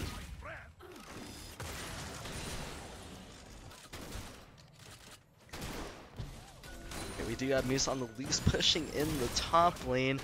Parallelogram will have to go and hold that, but you know, he can't really hold 1v1, so this might be faster. Yeah, he could definitely hold it under tower, but since Kled has his ultimate and is able to join with the team really quickly, the only way out for him is getting that TP. Yeah, and it looks like Propulsion will rotate over to this Cloud Dragon now. Actually, it just looks like they're going to start up Scuttle. Yeah, it's nice to have that move speed in case a fight breaks out, but it looks like they're actually not going to do the dragon, even though they have a little bit of a vision advantage. Right, oh, they're going to go for Draven. Going a little bit too far forward here. Now Randy Newman flashes onto him. Will Marco Rubio get out? No, he will not. He will get knocked up by Randy Newman and shut down by the native 192. Yeah, that's unfortunate. 600 gold going over to the Graves. Not the person you want that going on to. And it looks like they might now start up the dragon.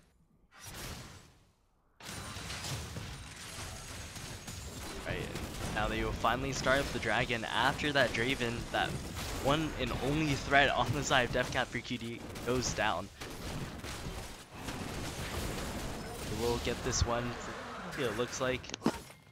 Now a 4k gold lead in favor of Vol'jin Eagles. Yeah, you really have to question what Marco Rubio is doing, getting pushed up that far, knowing that he's pretty much the entire team of Deathcap for Cutie. But giving that shutdown over is not what he wants to do in that situation with such a big weight on his shoulders. Yeah, and Propulsion is putting on an excellent showing against Deathcat for Cutie. Now, desperate for that playoff spot. They're looking to be able to pull out this win after a now 3K gold lead. Moose on the Loose goes on the Marco Rubio, who will get Moose on the Loose will go down after parallelogram. It's the Fear Beyond Death onto him, and he did end up dismounting, so was not able to get that interaction. TP in the bot lane here, so they might look to yeah, TP Common in Filler and fight. will get caught out very quickly. Native 192 has to get knocked back. Soapy Opera will end up getting out alive. However, Parallelogram is here and he wants more. Randy Newman will go down. And it looks like they're going onto the top lane turret now. Deathcap for Cutie trying to push their lead here. They would get 2 picks for 1. So yeah, pretty big win for them. Now Saber is in the top side of the map. He did end up using that TP. TPing in. Yeah, we do see the TPing in, and Native will get taken down after Moose on the Loose finds him. Now the ultimate coming on to McPancake. McPancake will get taken very, very low, and he will get taken down after that Zillion Bomb. Now General Avicii will take him down. However, Marco Rubio's a little too far up. Moose on the Loose will take him down. Curtain Call comes out from General Avicii, going on the Soapy Opera. Will Soapy Opera get taken down? He will miss that 4th shot on Soapy Opera, but it does not matter. Moose on the Loose will get a double kill. Now Moose on the Loose is looking for him, going under the turret, going for this turret dive, and he will dismount and get Condom Filler. Triple kill for Moose on the Loose, and an ace for Propulsion Esports. What a great play from Moose on the Loose. He is just exerting his will on the game. He's playing so well, TPing in, using his ult, just being in all the right spots for Propulsion. Yeah, and Propulsion now getting control over this Rift Herald. They will start it up as members of Deathcap for Cutie are going down to the bot lane for some reason.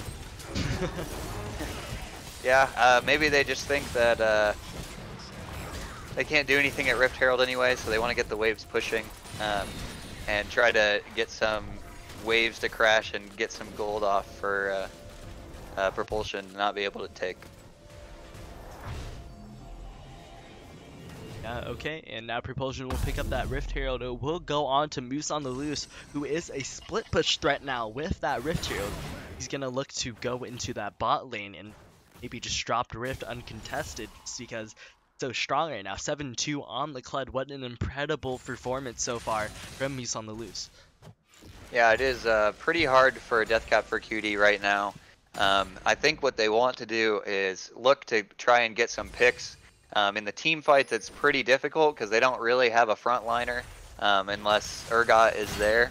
But the Zillion ult really doesn't allow you to get picks in a team setting. So they want to maybe look to try to get Moose on the Loose, who they know doesn't have any wards right now. Try to get a pick on him. Yeah, Scatter of the Week will go on to Saber, who will now activate the Zillion Ultimate, who will resurrect after the Zyre plant autos one more time. Saber will be healed up, and yes, the Rift Herald will be in the bot lane now after members of Deathcap for Cutie are in the mid lane. Now, we're going to send... They're going to need to respond to that very quickly. Respond to that very quickly. Parallelogram trying the back, but will get spotted out by General Avicii, who will stop the back. Now another charge goes onto that bot lane turret, and will get taken down. Native 192 and Moose on the Loose going for these turrets, and now they're going to look for one more charge, it looks like.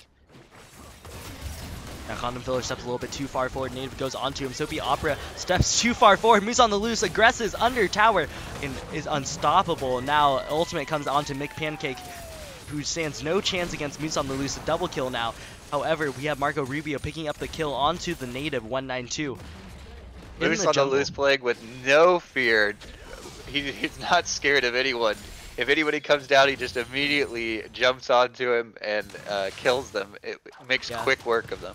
It looks like we're about to see him play with fear now after Parallelogram shows up in bot lane. Says, you know what, maybe I should stop. Maybe I can't take him on it when he's at full health and I'm at half. Yeah, about to dismount. We've got that. We've got 2 objectives coming up on the map. Dragon in 30 seconds and Baron in 40. We'll have to see how Propulsion sets up for that.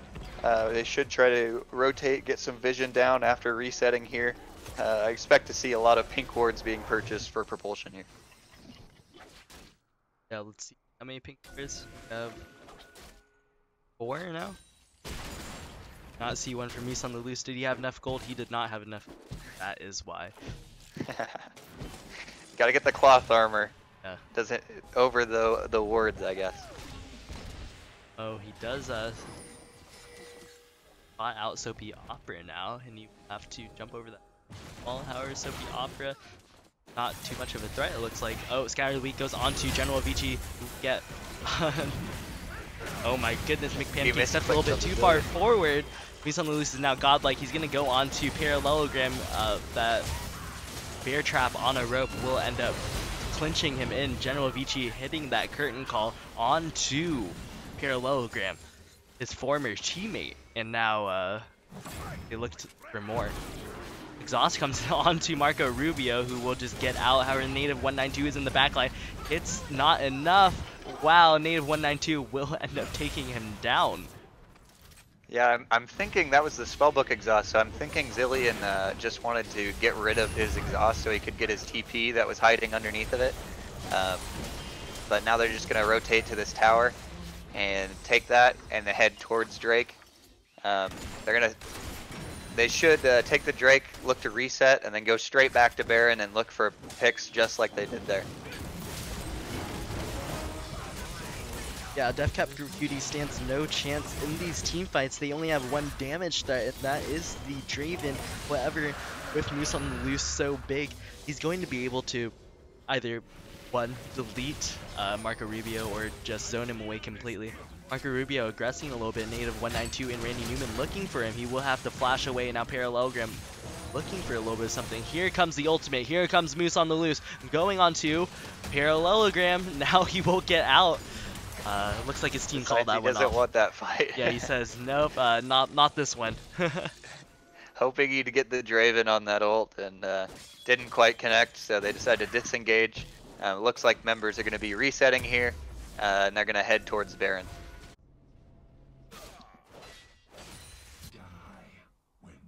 Alright, and now Deathcap for Cutie getting a little bit of Baron control. They do not see Mies on the Loose, however, now they do. We have a top lane pushing in favor of Deathcap for Cutie, and like the bot lane is slow pushing in favor of Propulsion. Oh, Randy Newman might get caught out here. However, McPancake is the one who's getting caught out. He will get rooted up. Now Mies on the Loose flashes on McPancake, will get taken down. Marco Rubio might have bit off a little bit more than he can chew. Now Condom Filler is in the front line. Flash. Glacial Fissure from Randy Newman. Now Mies on the Loose taken very low. Oh man, the Zillion ult will save his KDA this day. Now Mies on the Loose will back up Randy Newman, throwing up that unbreakable shield. And now Propulsion will go back for that Baron. Yeah, Mies on the Loose is going to be able to remount here by hitting the Baron and get a lot of his health far back. So taking that chunk is caught out right there, and he will get taken down by the Zillion bomb. Saber is unstoppable. Now 5-0 and 11 on that Zillion. He's scaling up very, very nicely with that Rod of Ages. Yeah, in that last fight we see what the Zillion pick can do against Urgot. Not allowing him to pick off one of your teammates is a pretty big counter to what Urgot wants to do. Yeah, Parallelogram will get rooted up here by General Vici, and that means the wave 192 will do enough damage to take him down. Wow, big 4th shot onto Soapy Opera, and the ultimate will finish that one off. Native 192 now a double kill. That's that store razor damage for Graves. Yeah. Each part of his auto attack gets that crit, so getting hit full frontal with that does so much damage. Yeah. Meanwhile, in the bot lane, we have Marco Rubio just counter jungling Propulsion now, but that doesn't matter because they'll be willing to trade that one for the Baron. The axes do come out. Oh my goodness, that was so close. That was a nice attempt from Marco Rubio. Yes, it was a nice attempt. Now General Vici looking forward for Condom Filler. However, he will end up backing up all the way. Propulsion going for a full reset now. That means Deathcap for Cutie has a little bit of breathing. Yeah, it looks like they're going to let Kled split push here. He has both TP and his ult to join the team, so allowing him to split I think is a good utilization since no one can really 1v1 him. and they have to send 2 or 3 members to deal with him.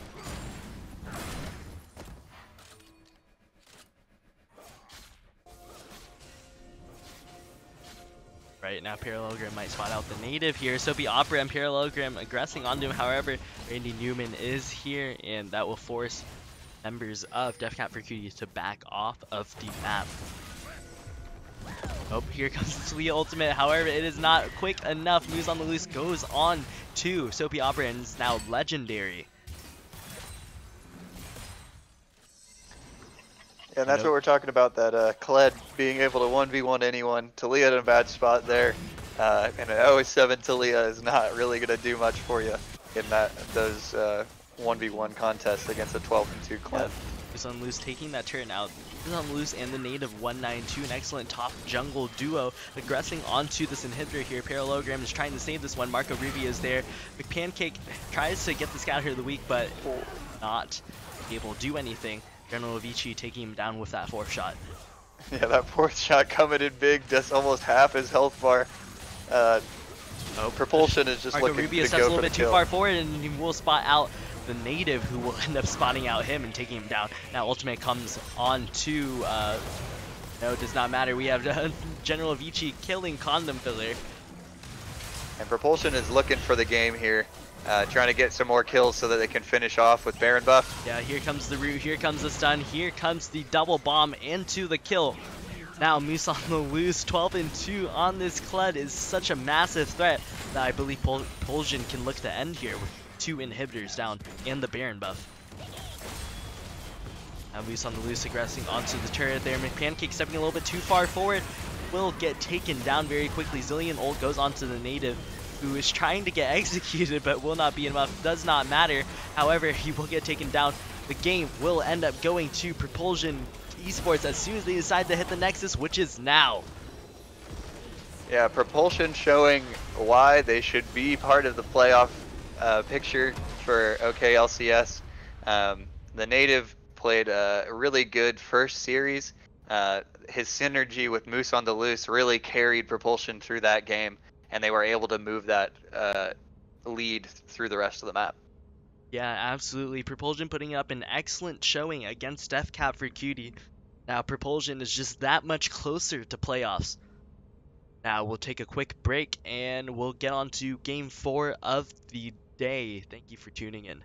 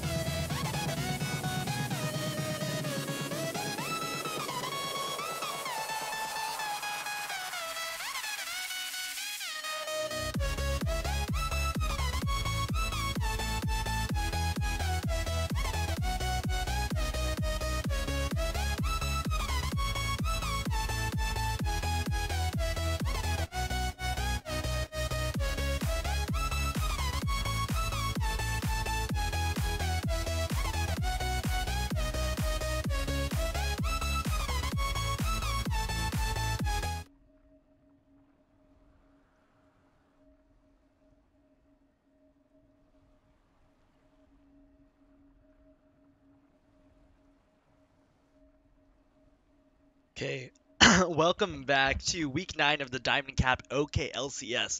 Now we have our 4th game right before our final game of the day. Let's go and focus on this one. So it is going to be 100 Steves versus Kansas State University. So without further ado, go ahead and start. Blue side, we do have 100 Steves. Change this real quick. There we go.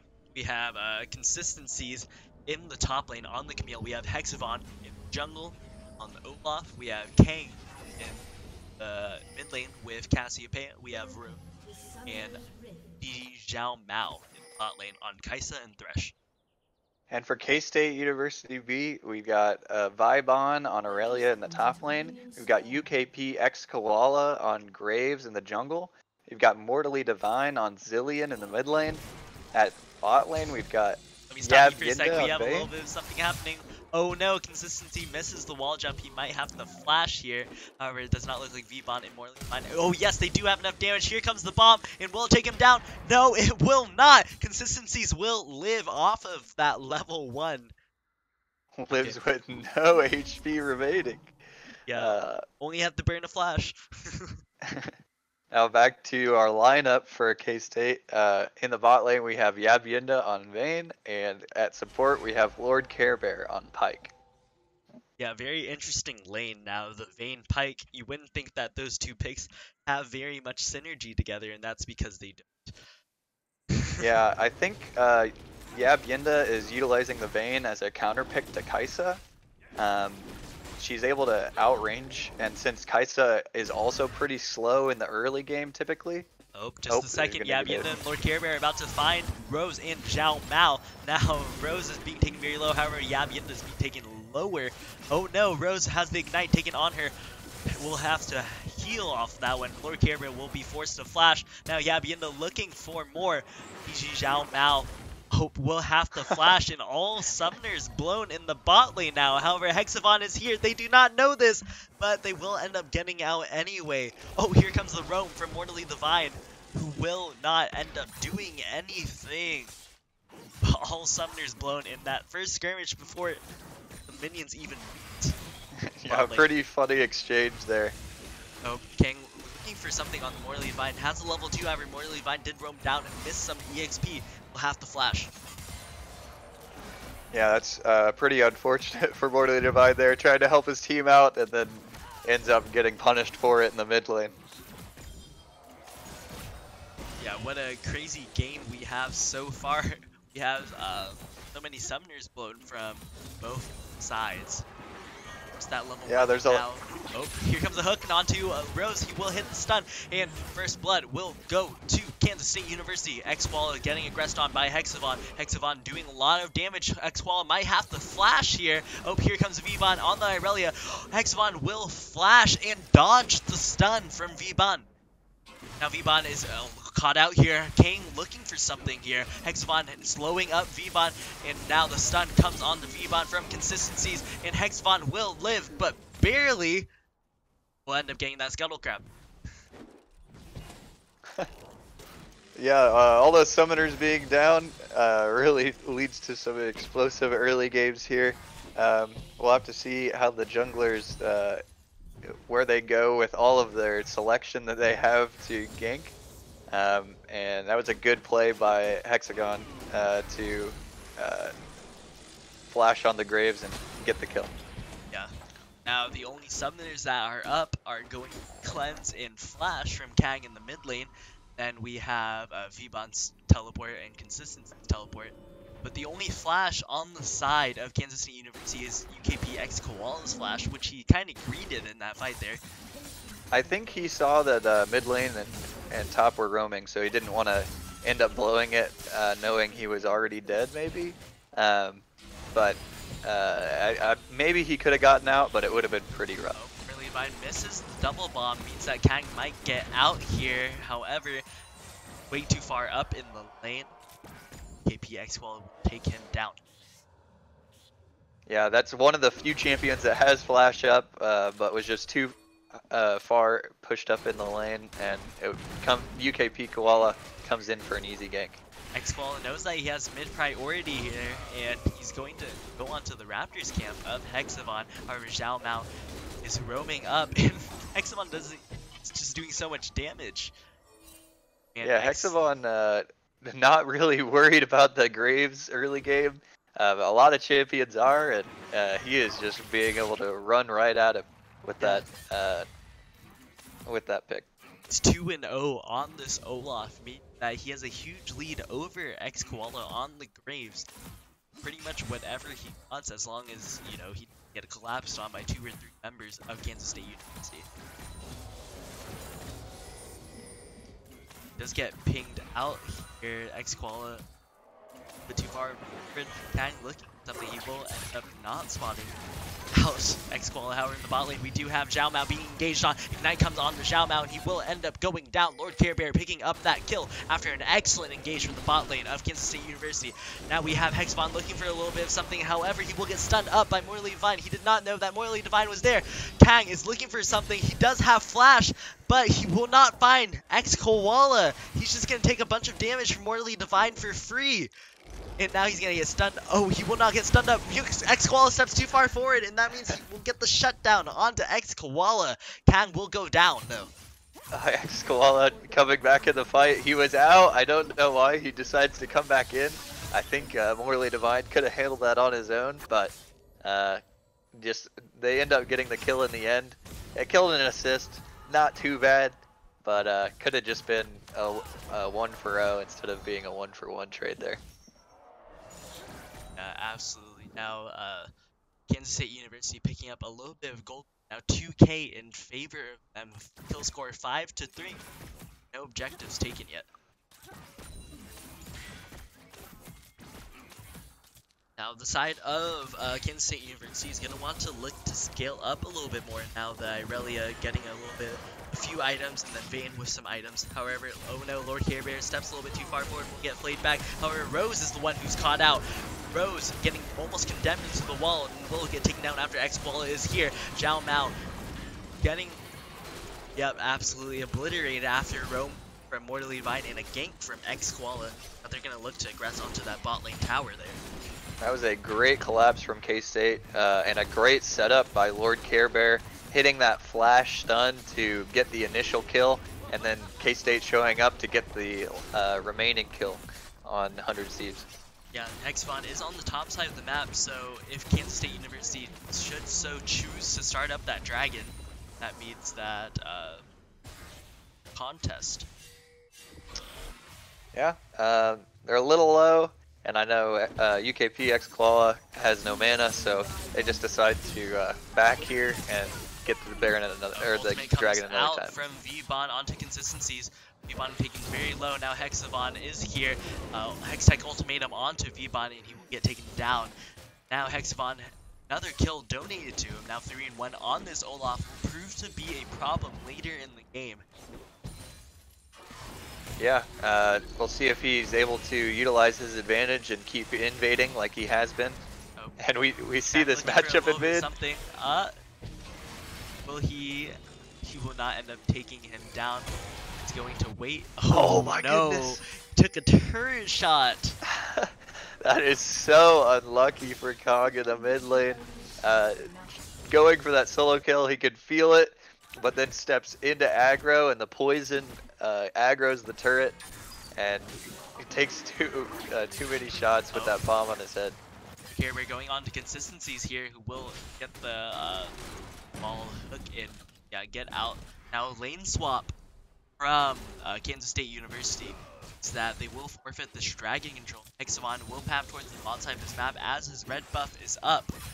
And V-Bon might be able to hold against the bot lane of 100 Steves. However, 100 Steves might just go onto him.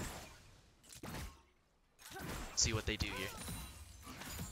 Now both top laners being pushed in. Oh no, consistency might get dove. Hook onto and stun, and that means it's game over for consistencies. He will go down. Just too easy for the Vayne, who's already got 3 kills and has a Storm Razor. makes it pretty easy for Yeah, and her to just X-Koala will dive. get caught out here after taking a bunch of CC. Rose will go in, take him down. First kill of the game for Rose now. Hexavon fine, but not much they can do. Hook barely misses. Sad. Now they can go onto the dragon, and that should be pretty free. I mean, they have to trade that top lane turret at this point since consistency's died for free. Yeah, they're gonna trade that tower for dragon now. Really wonder. Oh, fight's gonna break out here. 3v3 though. Mortally Divine hitting a bomb onto Zhao Mao. However, oh, here comes the ultimate, the Ragnarok from the super fed Hexavon. So the ultimate comes on to Vbon. However, Hexavon flashes onto Mortally Divine. Just get out. Now Rose is here, but Kang is very low. He has no mana. UKP X-Koala will take him down with the ultimate. UKP X-Koala doing a lot of damage, but will decide to not force this one too much. Yeah, Yinda going on to consistencies will get that third proc of her, shoot, I forget that passive name, but yeah, third proc. Silver Bolt. Yeah, maybe the Silver Bolts, yeah. But we'll take down consistencies, meaning that Kansas State University will end up picking up this dragon. Yeah, that fight took so long that UKP X-Koala was able to die, come back from base, pick up some kills, and turn the fight and get the dragon. It eventually goes over to K-State after a long team fight.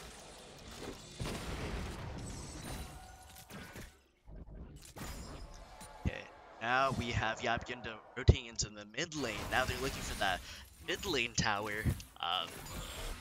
Bot lane is here. It's going to be engaged from the pike. That means that is a kill for Yab Yinda, now unstoppable. He really snowballed this Vayne pick here. Yeah, it's kind of an unusual build as well. Going Stormrazor, a lot of Vaynes will go Bork into Gwynsu's, but it's working out for him. He gets that tumbled auto, does quite a bit to all these Squishy's characters for 100 Steves. It looks like he might even be stacking into the IE now, so we'll have to see what he decides to go with that build and that BF sword. A very interesting build, as you said, but it's working out for him now. KSU is looking for this mid lane tower. They do not have a mid lane though, so they can't really do anything. Stun comes out, and it's nice wave clear. Oh, this goes in on Yabby, and then Lord Care Bear flashes, gets a 3-man stun. Now Zhao Mao going very low. He will get taken down by X-Koala. Kang doing a lot in the backline here. Nobody's onto him, and that means he will take down Lord Care Bear. That was a disgusting engage from Lord Care Bear, but it didn't look like his team was quite on the same page and ready to follow up. But better coordination could have really turned that. Yeah, and Vbon was left to split push in the bot lane. Oh, here comes X-Koala onto Rose. Rose is caught out a little bit here. Oh, Vbon doing a lot of damage to Hexavon, who will get taken down. Now Zillion ult comes on to X-Koala, who will get resurrected. Consistency's looking for a little bit of something, but he doesn't have the damage necessarily. Here comes the OXX ultimatum, and he will go down. Shut down onto Vbon. Oh, here comes a hook onto Mortally Divine. Here comes the flay. Rose doing a whole lot of damage, but Yab Yinda is here. Yab Yinda takes down one. Yab Yinda looking for Kang now. Tumbles in. Goes for another one. He will take down Kang. Now Yab Yinda taken very low. Hook will miss. And that means 3 kills for Yab Yinda off the back end of that fight. Yab Yinda is rolling, and most teams are worried about Vayne at 35 minutes, but 100 Steves needed to be very worried about this Vayne that's already online. 13 minutes into the game with 8 kills. Okay, now we have a stun onto Hexavon, who stepped a little bit too far forward. Oh no, Hexavon going so low, and he will get taken down. Turret will go down in favor of KSU. Hook will miss. Zhao Mao will get stunned up, but looks like KSU just wants to back off of this one. Yeah, I would not be surprised if they reset here, go up to that Rift Herald, and get some of these tier 2 towers. They've already got a 10k gold lead, and they've got most of that on this really fed Vayne. Looking like she's opting into her attack speed item finally. Being able to proc those silver bolts is really what you want. Yeah, Bienda going with an interesting build, but he's so far ahead at this point that build just works. Yeah, doesn't really matter when you have 8 kills. As long as you're not building AP and you got some type of AD item. Oh, here comes Vbon onto Kang. Kang will get thrown back from the Pike Q. Will not be able to get to that Thresh Lantern. However, Bienda goes on to Hexavon. Hexavon was 3-1 at some point, but now he's 3-5. Really throwing his lead here. Oh no, stun comes on to consistencies, and X-Koala will take him down. Hook goes on to X-Koala, however, Zhao Mao is a little too close for comfort. No, X-Koala will... Oh, the Zillion ult will resurrect him. Now Zhao Mao will get out alive. Vbon goes on the Rose. Will get taken down so quickly. Vbon on this Irelia doing a whole lot of damage. Now able to get some free damage onto that turret. Kills all across the map for K-State. First Morley Divide hits a huge doubled stun with his bombs that leads to a kill in the mid lane, and then Vibon, just seeing that 100 Steves was out of position, is able to just straight up dive and gets another kill for KSU. Now we have Bienda, their strongest member in bot lane, just split pushing now. Kansas State should probably look to go for that Rift Herald. Stun comes on to Zhao Mao. Oh no, Lord Care Bear is here. He knows that there is no Ragnarok from Hexavon. Hexavon will get taken down. X-Wall is unstoppable. Now Consistency is looking to get a trade back kill. However, a great stun from Mortally Divine means that 2 kills will go over to Kansas State University. Now another one for X-Koala. Rose picking up 1 off the back of them, that fight. Now X-Koala very low. Mortally Divine might look for a stun here from a bomb. Bienda left the split push alone. Nobody's going to really be able to stop Bienda on this main split push. Yeah, if you're 100 Steves and you're behind like they are. Oh no, X-Koala goes in on the Rose and he will get taken down so quickly. UKP Koala is legendary at this point. Yeah, those are the fights that you wanted to look for as your 100 Steves, but it looks like they're just too far behind. Yeah, Bienda sacrificing his life for the turret will go down. And that's a big shutdown onto Camille. 950 gold over to her. I doubt that it will end up mattering, but we could see if they get some more kills here that they might be able to turn it. You know, Zhao Mao looking for a play here. Will hit the play onto Vbon. That means the stun does connect from the hook. Now Hexavon going very low. Hexavon will get taken down after no follow-up from his team onto Vbon. Now Consistency is a little bit too far, and he might get out after that hook shot. Yeah, they're looking to chase him down with Zillion speed-ups. Yeah.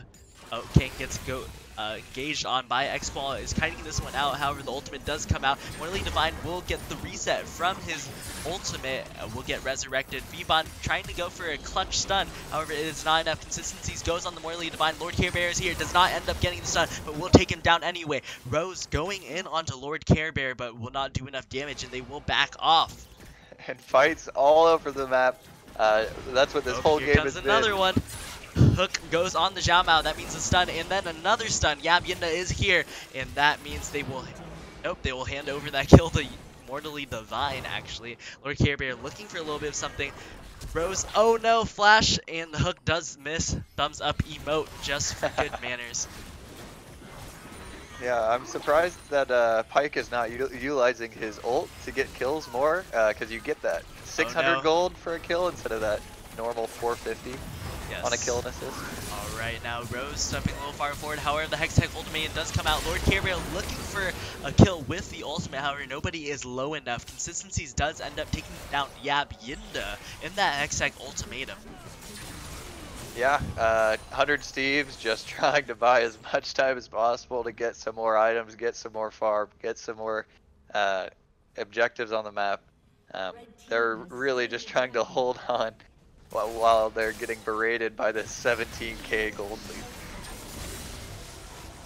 Yeah, and Kansas State is really trying to look for some picks and end the game here. However, 100 Steves is just on the ball trying to save this game. Now Consistencies goes on to V-Bon. Xiao Mao will miss the hook. V-Bon going in for more. Ultimate comes out now. Xiao Mao will get taken down. Kang in the front line will get a double stun and will get out of this one. Rose is the farthest one forward. Oh no, ultimate comes out. Splash damage does take down Kang, and they might look for the end here. Yeah, K-State finally gets some members grouped up so they don't get picked off one at a time, and see what happens once they hit that gold lead. Oh no, V-Bon goes for a Nexus dive, and UKP follow stepping far forward. Rose does a lot of damage right now, and that means that K-State cannot end this game quite yet. Flash hook means that a flash will come out from Morley Divine, and now the bot lane of Kansas State University will start up this Baron. Yeah, it looks like Vane's gonna try to they're gonna try to two-man this. I think Vane could actually almost do it by herself at this point. Maybe if she had the Rage Blade, it'd be a little bit easier for her. Now the bot lane is being taken very low. He might get executed here. There goes Lord Care Bear. Where is Yavienda? Yavienda will get to— whoa! Baron with the 1v2 outplay, taking down the bot lane of Kansas State University, making sure that they don't get the Baron buff. Yeah, I think if Yabienda had a Bork and Gwynsu's, he might have been able to do a little bit better on that Baron play with the lifesteal, the percent health, and the true damage coming through. But I guess in the end they do get the Baron, cost them 2 of their teammates, but not too bad for K-State. Not too bad indeed. And now with that Baron, they're going to look to take down that last inhibitor, being the top lane now. Bot lane of K-State is now respawning. That means they're going to look for the game-ending play. Yeah, 18k gold lead, 100 Steve's not scaling super well. Goes on to Morley Divine, who will hit the ultimate onto himself. Now, Lantern comes out. Here comes the Lantern. Here comes the ultimate. Rose on the side, doing a lot of damage. X-Koala going a little too far forward, will get taken down. However, here comes V-Bon on the Irelia, doing a whole lot of damage. Xiao Mao will barely get out. No, Rose doing so much damage. Nobody's getting on this Kaisa. Means that Kaisa will go now 6-6, doing a whole lot of damage. Morley Divine now looking for the Kaisa. Lord Care Bear misses the hook. Will get stunned up now. Will another stun come out? Yes, it will. Oh, barely lives. Rose gets the auto off before Pike can channel the ultimate. Now Morley Divine is in trouble. No, Rose is the one who's in trouble now, backing up. Yabienda might look for this kill. However, Morley Divine is looking for the end. Kang is super low off of clearing these minions. Yeah, the whole time during that fight, Yabienda was in base. It makes you wonder if he maybe DC'd or if he was waiting on an item. But here comes the ultimate from V-Bon trying to do the 1v5. However, it will not be enough. We'll get deleted immediately. Nice try, V-Bon. Can't 1v5 on Aurelia quite yet. Sometimes that champion has a tendency to be able to do things like that, but he's not the one that's quite far enough ahead. Now 2 members of K-State will end up taking down this last inhibitor. Yabienda will go channel the ultimate, trying his own hand at the 1v5 now, but nope, not this time. That's 2 1v5 attempts from K-State trying to end this game. But now we have a 3v5. Members are low. Xiao Mao will end up going down. Kang in the front line will go down after X-Koala aggresses onto him. Now consistencies will get stunned up and will go down to X-Koala. Another kill. Another. They might be able to end here. Lord Care Bear looking for something. Will hit the ultimate. Hexavon getting very, very low. Rose trying to do some damage. That will be the ultimate. That will be the game for Kansas State University. Yeah, it doesn't look like they were too concerned with ending the game there. It looked like they were having a good amount of fun. Mortally Divine ends up with 0 deaths on the Zillion, 11-0-23. But that was just a straight carry from UKP, Koala, and Yabienda. 18-5 for UKP x Koala. Really a pretty stompy game from K-State. Yeah, all members of Kansas State University really showing up in this game today. All the carries, even the support and jungle, doing a great job in this game. That concludes Game 4 of Diamond Cap Week 9 OKLCS, and Next game is the game you've all been waiting for. It's going to be Team Fish Taco and Unlucky Retribution.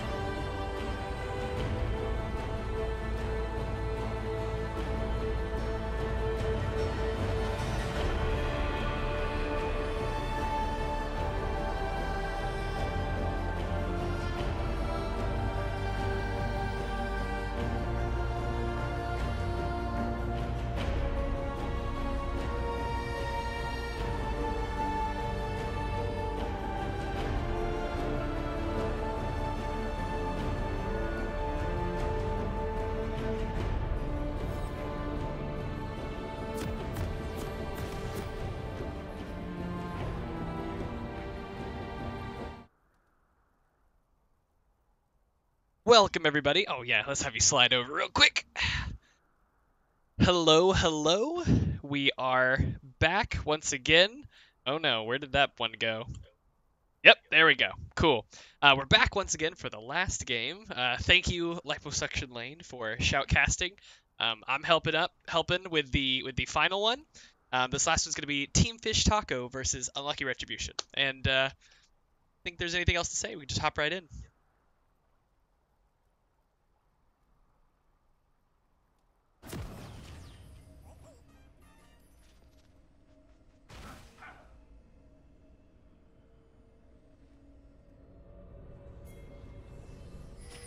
Oh, can't hear one of the guys?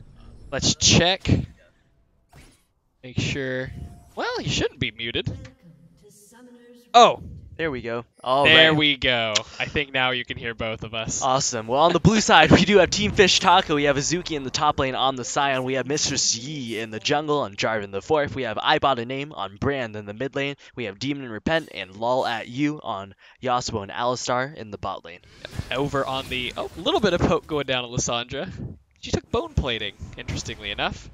Zuki gonna get spotted out of ward. Okay, over on the red side, we've got Player John on the Ornn in the top lane, Dr. Wildey on Skarner in the jungle, DC Decay on... Oh, they're fighting over this thing. He's on Lysandra in the mid lane, and in the bot lane, Tiansama and Gavi. A little bit more trading here. Oh, not gonna land the Q, but they are gonna trade some autos. Trying to protect that Skarner thing.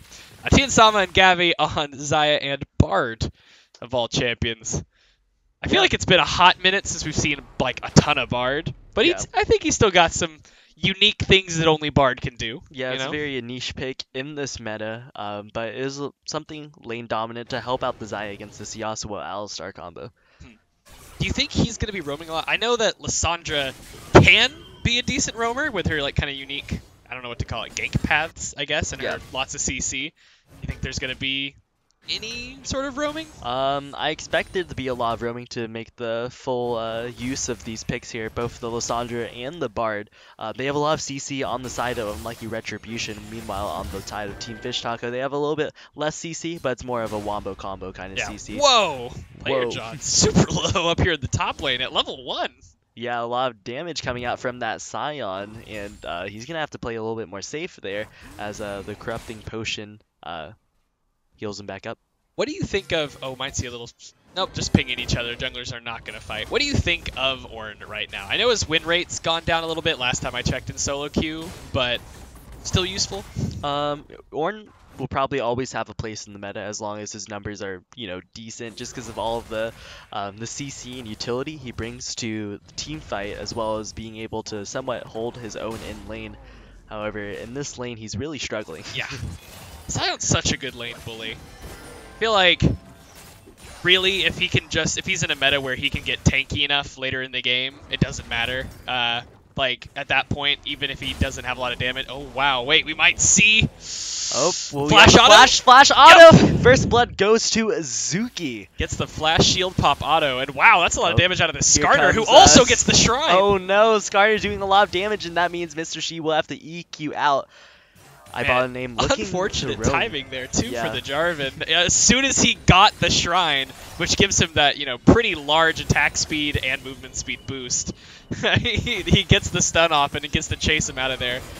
Oh, Jarvan looking low. Stun onto Demon Repent. A lot of trading here in the mid lane as well. Yasuo bot lane, always fun to see. But he was with the Alistar, guess it makes sense. Can get a pretty easy knock-up setup for his ultimate there. Yeah, he just has to wait till level 6. But nice stun, wow. Oh, right wow, around a lot minions. of damage going to DC DK. Who Flash auto? Flash auto, here we go. Another flash auto means that another kill goes over to Team Fish Taco. So 2 solo kills for the top and mid laners of Team Fish Taco, Azuki and I Bought a Name. And both with flash autos. I mean, there was an ignite, but basically both, and a shield pop, but both of those were basically flash autos. Good on them. Sometimes you just got to be prepared to flash away. Like, if you see you're that low, your only option might be flash preemptively, because if they choose to flash to get the kill, and your reaction speed isn't, perfect, then you're going to be giving away a kill. Yeah, absolutely. And DCDK actually gave away his flash there anyway. Oh. What a shame. Yep. Still pressed right up to the tower here in the bot lane. Yeah, that's what you expect from this Yasuo. Oh, lane. wow, However, going all in. Yeah, Gabby is too far forward and his ADC went to roam. He will have to flash portal out of there. Excellent use of the Bard portal there. Yeah, good fast thinking. Good fast thinking. He looked like he was definitely in a lot of trouble, but he made sure not to deal any damage to those enemy champions while he was under the tower. Didn't pick up any turret aggro. Flashed straight towards the wall. Tunneled out of there. Yeah, now Team Sama might get aggressed on. Oh, now they know Gabby's back. Yeah, as soon as they saw that Team Sama went up to ward right there, they were like, oh, here's our time. We go on to Gabby, trying to get some breathing room in that bot lane matchup. Wow, so much damage onto player John, and Azuki not even phased during that. Oh wow, here going comes back Lala, going on to Gabby. Gabby looking to get stunned up. Here comes the stun. Demon Repent throwing out the wind wall, and there will not be enough damage. Demon Repent will get stunned. Mistress Yi just a little bit too slow, meaning that no kills will go over to Team Fish Taco after that engage. Mr. Shi got set quite a bit behind after that skirmish with Skarner. The camera didn't go back up there, but he did hang around that side of river for quite a while low on health, and it wasn't really enough health to help him to provide for a healthy, safe clear. And so, but he wasted a lot of time after that skirmish, and it's kind of set him back in levels compared to the other champions in the game. Yeah, now player Jean with the 1 level advantage onto Azuki can look to bully him a little bit. However, Sign just does so much damage, meaning that if he doesn't all in, oh, nice, good canceling. Trade. Oh, it does reset the cooldown of Azuki's Q, so well, not quite full reset, right? It's like a partial reset, yeah. But short enough at this point to where it looks just like, oh, it's up immediately. Basically reset. It's pretty short. Skarner looks like he kind of walked through mid, considering a gank, but Lissandra's not quite pushed into her own tower enough for that to work yet. Yeah, and he will end up getting that top scuttle as Mitsushi opts for his Krugs instead on the bot side of the map. So, yeah, great job from Dr. Wildy with his jungle pathing there. We haven't seen any roaming happen. I mean, Bard's pretty much stayed bot, and Lissandra's pretty much stayed mid. She has accrued a pretty decent CS lead over Ibotta name. Yeah. Despite getting, killed, solo killed earlier, but up by pretty substantial amount now. I didn't see if Ibotta name did any roaming really. I don't believe he did. So I think this is just sort of a matter of DCDK doing a great job CSing. Yeah, absolutely. Alright, Azuki is now... I don't know if that's a bug, but I can hear all the Bard chimes. Oh yeah, that's definitely a bug. Oh my goodness. Okay, went away. Oh, player John might be in trouble here, but Azuki has no mana. Yeah, that means that nothing really happened in the top lane here. I bought a name trying to see us. Yeah, DCDK on this Lissandra is just able to push so much faster than the Brand with those skills. Ooh, nice double stun. Great job, Gabby.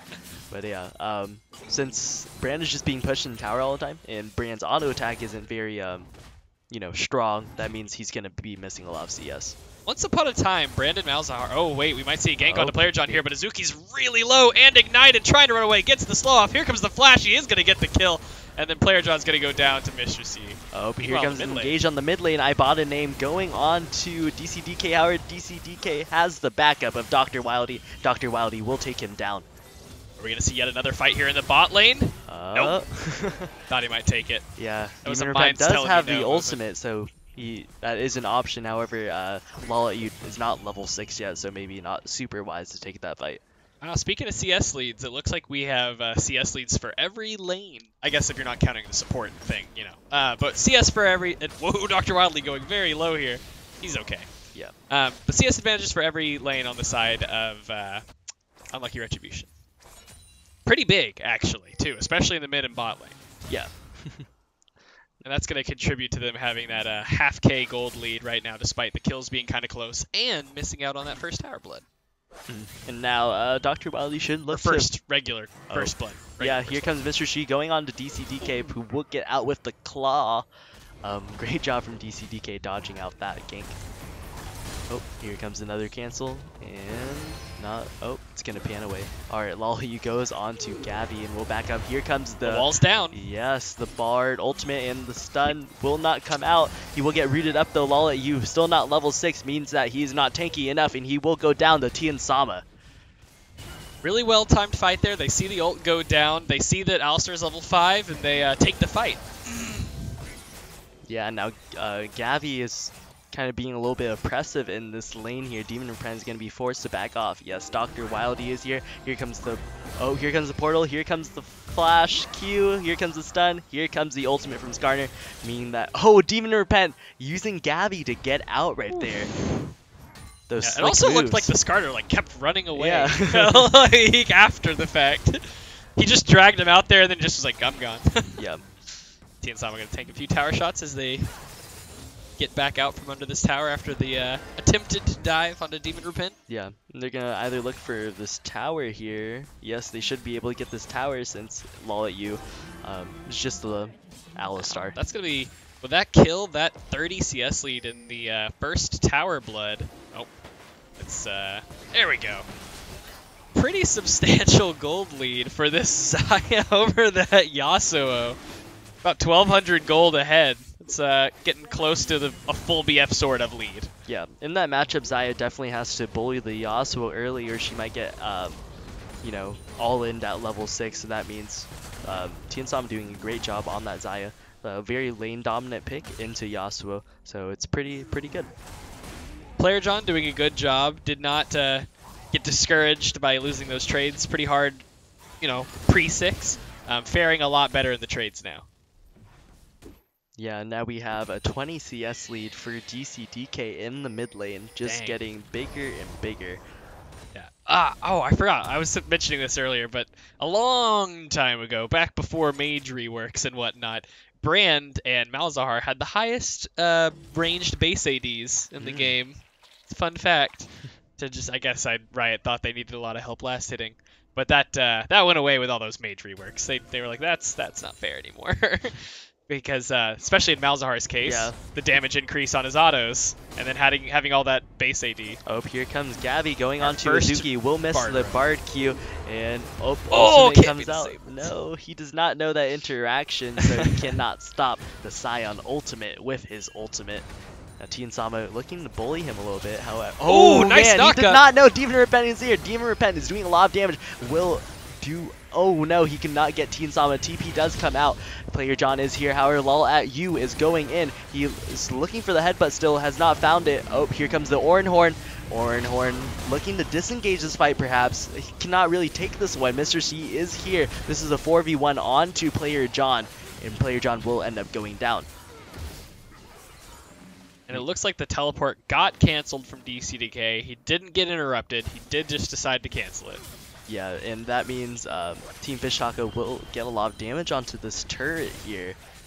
They do not know that so many members are on the top side of the map for Unlucky Retribution. However, the Xayah is really low, so can't really contest this top lane turret if they wanted to go for it. Xayah was willing to eat the stun from Azuki because she was DCDK gets engaged on by Mr. C and Lol at you. Here comes the chain CC. Here comes the claw comes out. Means that DCDK will get out alive. Now I bought a name going on to Dr. Wildy, doing a lot of damage from this brand passive. Mr. C is here. Will get suppressed by the Skarner ultimate. Mr. C will take him down. And then another member goes down of Unlucky Retribution as they get closer on taking this tower. Meanwhile, Azuki heads to the bot lane after his back, putting some pressure on this tower as well. Yeah, the Ibana name just does a lot of damage on this brand right now, and the Jarvan into the Skarner just complete mismatch in the early game for the Jarvan, as long as the Skarner doesn't get off all of his abilities on him. So, yeah. Man, you could. She was willing. The Xayah was willing to eat the knockup from Azuki. She really wanted to get those feathers down, so that way she could get the snare. She did not realize, however, that all of the enemy team was on their way there, and Yasuo had close to a max range ult off of that knockup, and the rest of Team Fish Taco just collapsed in soon after.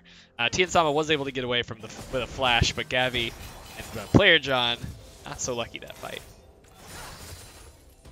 Yeah, Those moments where replays would be nice. Demon Repent Gets a little aggressive, but backs right back off. Lala, you busy with some wards. Yeah, after the lane swap from Team Fish Taco, that means a lane swap return from Unlucky Retribution. And now Azuki is going to continue the bully Player John in this bot lane. However, Player John just does a lot of damage on this Ornn. Avoid that knock-up, trying to avoid the passive pop. Looks like he's just focusing on the minions. Do you think this is going to be, not exactly, but basically 0 damage Scion? Perhaps. However, Gabby out. going very low. Mr. C will end up having to back off of this one. Dr. Wildy is here. He might look to engage onto Lol at you. Will get knocked back by the headbutt out now in the bot lane. We have Player John and Azuki trading, but it's a noodle fight. Why is the camera down here? I don't want to see this. Maybe we should just, like, yeah, pan up. We're just going to pan up manually for a moment. Because we do want to see this siege. They summoned the Rift Herald. They've got 4 members. Mr. Street's pretty low, and because of this tower being as low as it is, oh, they blocked the charge. Block it, but does it really matter? Just to stall it out. The tower is still going to go down, though. They DCDK will end up trading that mid lane. Not quite yet. That backdoor plating, though. Oh, here comes another Rift Herald charge. The members of Unlucky Retribution cannot really hold Wait, this Azuki might land his ult onto Lissandra here in the mid lane as well. Prevents the back. Lissandra just used the claw to get back out.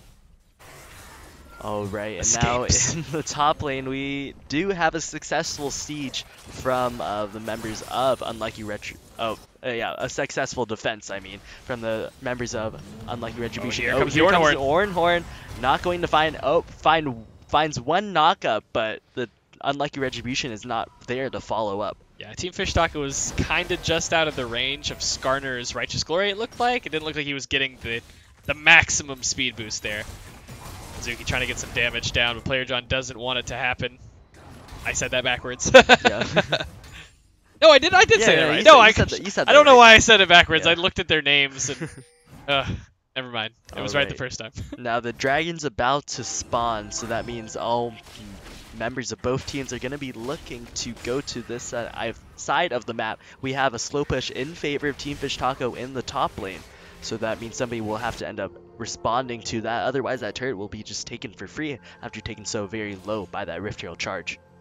Having any dragon is always, at least in one way or another, kind of handy in the late game. Ocean, a little bit less so, unless you're dealing with a particularly pokey comp. Oh, my bot name in trouble here. In trouble, yes, he will get stunned and rooted up by DCDK, who will take him down. Yeah, he goes down to put him down that pink ward, and that's the last thing he did before before DCDK came out guns blazing. Now let's see if Team Fish Taco will try to contest this dragon here. Mr. C looks like he wants to. At least for the smite steal. Looking for the smite steal, and he will not be able to get it. Dr. Wildy secures the dragon. He will suppress Mr. C, who will get taken down very quickly by Tien Sama. Gavi's ult a little bit late, isn't going to be able to land on him. It's okay, though. The Dr. Wildy does hit the smite. They do pick up the dragon and are able to pick up Mr. C anyway.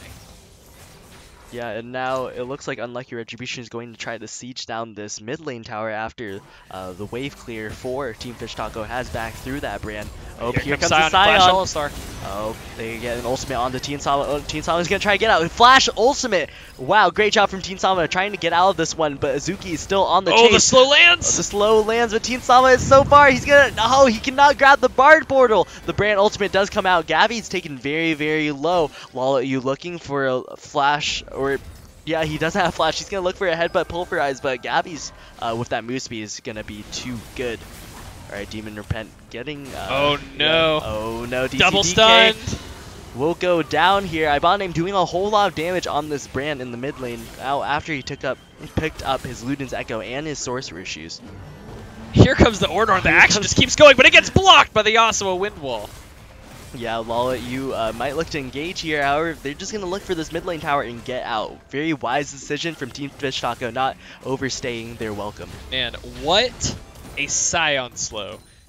Actually what made all of that happen. They were doing a decent job of kind of kiting away, but when that Scion slow hit all 3 of those members of Unlucky Retribution, they had no other tools to disengage and past that point or kite to at least effectively enough to outweigh that slow. So, dang.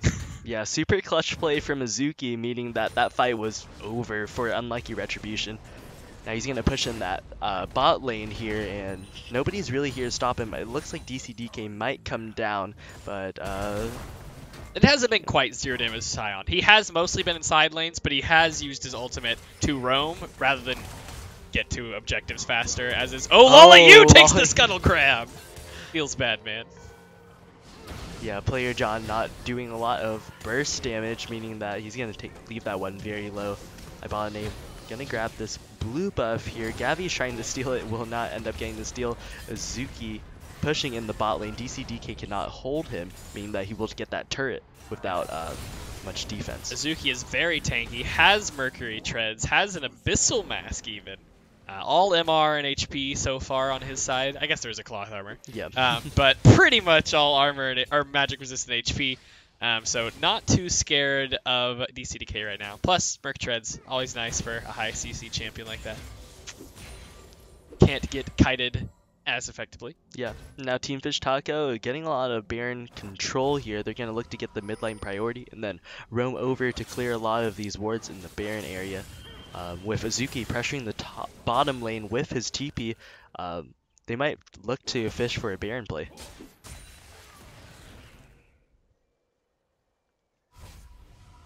Cleared out all the vision, except for that Scuttle Crab. Yeah. Wait, it's their Scuttle Crab. I'm silly. Yeah. Yep. And they aren't They have total defending vision, it. but they're not baiting it. They're not anything of the sort. They just decide to kind of spread back out, happy with getting vision control. Yeah. And right here, they're going to lose mid priority, and that means they're going to lose all their vision control. Gavi and Dr. Wildy coming in to clear all of the wards of Team Fish Taco. Very unfortunate, because they got the vision, and then they reset. Nobody's here to defend the vision. It's such an advantage to have complete vision control over Baron like that. You can really start to manipulate the other team and how they have to position themselves across the map. You're free to kind of farm your own jungle even. Like as long as you just have enough people there to like look like you have presence and keep the control. Yeah. Now it's Team Fish Taco's turn to get that Baron control once again, after Unlucky Retribution has given up their vision defense. There, John, trying to keep an eye on Azuki. Both of these top laners who are currently in the bot lane have teleport. Oh, right, and they are both also like the main engages for their team, so we're probably not going to look for Hex Flash onto Thea Sama. Yeah, Team Sava is going to have to channel the ultimate and try to get out. However, the Cataclysm does lock him up. DCDK will take down Ibana name though. Now the ultimate comes on to Mr. C, who will get suppressed. Oh nice man, knockup. Big ultimate coming out from Demon Repent. Big knockup. Here comes the Orn Horde. Will get canceled out after the headbutt. Now player John looking for something. DCDK going down in the back line of the fight. Player John now kiting this one out. Demon Repent is here. He's in player John's path.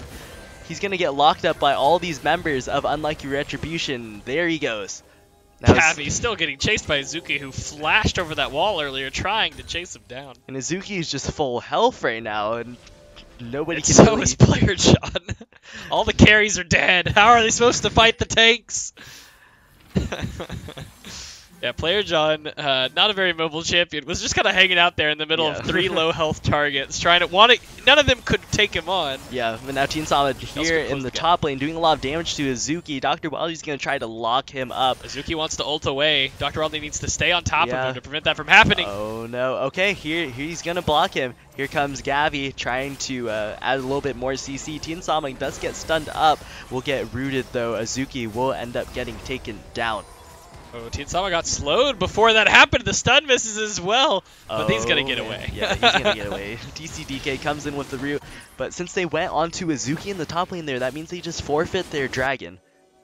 That could have been their 3rd ocean dragon of the game, but now it's 2-1. 3 of any dragon is quite oppressive in that respective dragon's way. Yes. Having 3 ocean drakes, even if it's not kind of a siege comp scenario or something, or you're dealing with a poke comp, is still pretty awesome to have. You feel like Garen. Yeah, and we do see Tien Sama right there healing up quite a bit from those 2 ocean drakes. Now DCDK pushing into the top lane. Only Lola Yu on the Alistar is here to defend. but DCDK will end up backing off of that one. He's been quite an aggressive cow this game. 2-1-4. Yeah. Hasn't even died for it too often, which is surprising. He has been very ham. He's used most of his flashes and hex flashes pretty aggressively, trying to get good knockups for Demon Repent, which I will say he's been doing a good job of making sure that happens as well. Had a pretty nice double knockup at a pretty clutch moment in that fight in mid lane just a minute ago. Yeah, and as we approach 25 minutes into the game is pretty much dead even, only a 1.5k gold lead in favor of Unlucky Retribution off of those CS leads, I presume, from the mid lane and the bottom lane. Because they are down a tower, they're down 2 kills, but those CS leads are still fair, especially in the mid lane. Oh my goodness. Getting close to 70 CS lead, very large. That's where the money's at. Yeah, that's where the money's at. Remember the CS, guys. Alright, both teams kind of just calming down a little bit after that, you know, after those kind of like 2 fights in one. Yeah. I'm starting to get some vision around Baron. Now, Unlucky Retribution really clustered up here. Yeah, Azuki does not have TP, but he's in the bottom lane, meaning that the members of Unlucky Retribution could look for a team fight here and have player John TP in, having a 5v4 advantage. Alright, they're getting the vision. Hinsama walks over a pink in the back, but the other 4 members of Team Fishtalk are in front of the Baron. We're gonna look to fight over the scuttle. No, we are. Oh, yes. It's just you got stunned. I thought maybe they'd look for it. DCDK looking kind of aggressive. Oh, here comes the Predator. Here comes the big Scion. He's gonna get knocked up by Lol. Nice big ultimate. Yes, Iboname gets ulted. He will get suppressed. Meanwhile, Team Sama in the backline doing a whole lot of damage. Nobody's on him. Mistress Yi goes on to Gavi, not the priority target here. That means Team Sama will be able to kite this one out. However, Demon Repent is here. There's not a TP from player John yet, so that means it will be just the 4v4. DCDK going on to Demon Repent. However, Demon Repent will go out after going into that bush. Now Azuki is here. Here comes the Ornhorn going on to Azuki.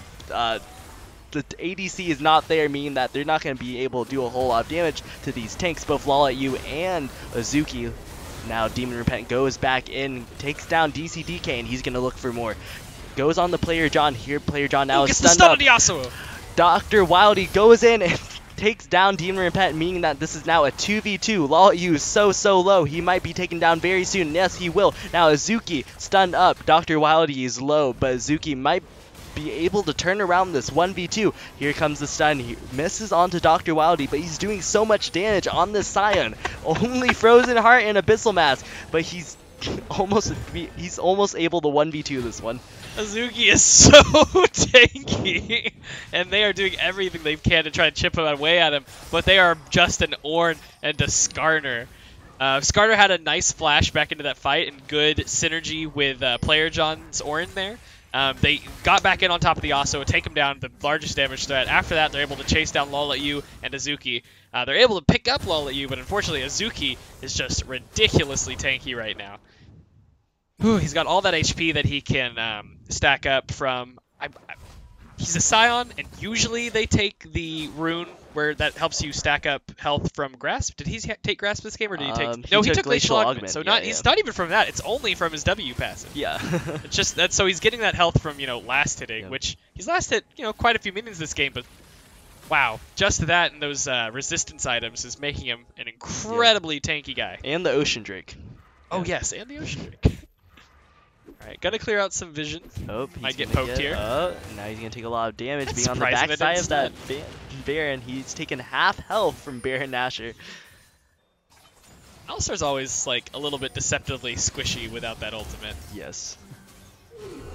Iboname is caught out here. Here comes Dr. Wildy. Oh, flash from Iboname. Here comes a TP from Azuki. They might look for more here. Now DCDK is a little bit far forward. He will not get slowed in. Azuki might look for the ultimate? Yeah, he might look for the ultimate. He will not. That means that nothing will happen off of those cooldowns being burned. Dr. Wildly kind of wants to ult somebody. Yeah, he's But if he really ults the wrong posturing for a person, fight. it can Oh, cost the team the fight. DCDK. Ooh, Oh, close. barely getting out of that. Now Gabby does get stunned up. He's in the front line here. He's going to try to take the Bard pull out, but he will not be able to. A two-man Scion ultimate onto two members of Unlucky Retribution. Team Sama in the back line trying to do a lot of damage, but now blocked by the wind wall. Here comes Ornn. Will he channel the Ornn Horn? Very, very soon. All members of Team Fish Taco are being taken very, very low. Dr. Wildy will get knocked up, and Azuki so tanky in the front line. Now, here comes the ultimate from Ibana name, and that means Team Sama in the back line will get aggressed on by Azuki. DCDK trying to do a lot of damage. Wow, two members very, very low on the side of Team Fish Taco. Ibana name with that Luden's proc will end up taking down Team Sama. Wow, that's a lot of damage from Ludens. Team Sama looked like he had like 100-something health there. Yeah, and Azuki just zoning away the back line of Unlucky Retribution almost that entire fight. Dang, so crazy fight there. So many members of Team Fish Taco getting incredibly here comes low. an ultimate. Azuki still doing his best to zone.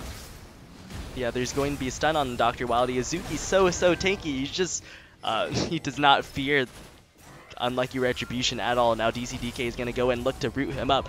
We have Gavi. We have, oh, here comes the ultimate, and he will get out of that one. He just used the ultimate. That's a very, very low cooldown. Wow, yeah, for real. Bard too. I used his ultimate twice during all of that. Okay, Dragon's getting taken here. It is a Cloud Drake. Dr. Wildy's here. Oh. Hex Flash comes out. Lol, doesn't do the combo correctly, though. And that's actually going to save Dr. Wildy. Knocks him over the wall instead of getting ulted by the Yasuo. Which I assume was probably they were going to go for the pick. But yeah. It's okay. They get the Dragon. It was just Hex Flash. It's like no second cooldown, 20 seconds or something. And even after all of that, the game is still dead even. 300 gold in favor of Unlucky Retribution, who will now start up this Baron.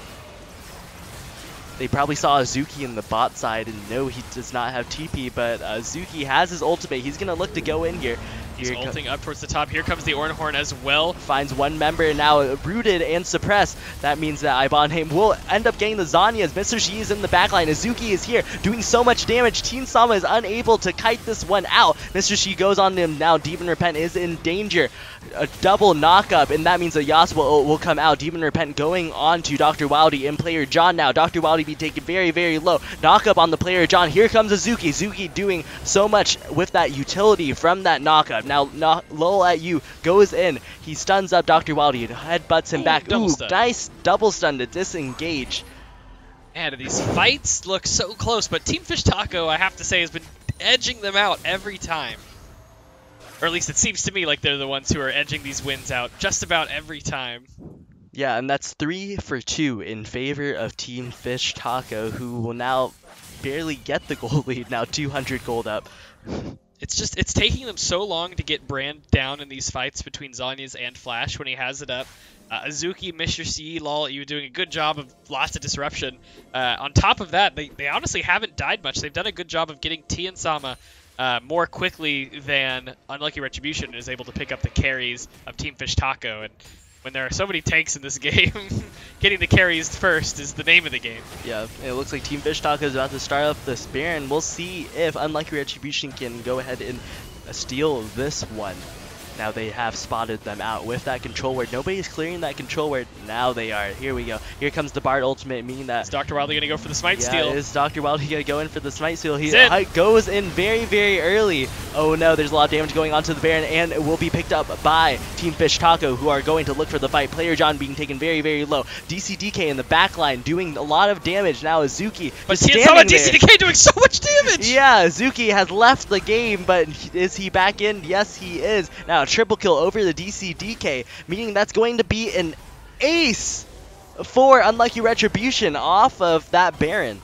Wow, and that fight did not look like it was going well, but they blew so much on Dr. Wildy. Yasuo ulted him. They blew so much on the Skarner that Tien Sama and DCDK actually came in after all the Wamba was blown on Skarner, and despite picking up the Baron, it didn't matter. Tien Sama and DCDK didn't have to worry about Yasuo. They didn't have to worry about Yasuo wall. They just started blowing everything on the back line, and they were able to take them out for once before going down themselves. And off of that, it looks like they're going to be able to pick themselves up an inhibitor. Yeah, and they're going to look to get 3 towers and an inhibitor off of that play. Really big Baron throw from the side of Team Fish Taco. Now, wait.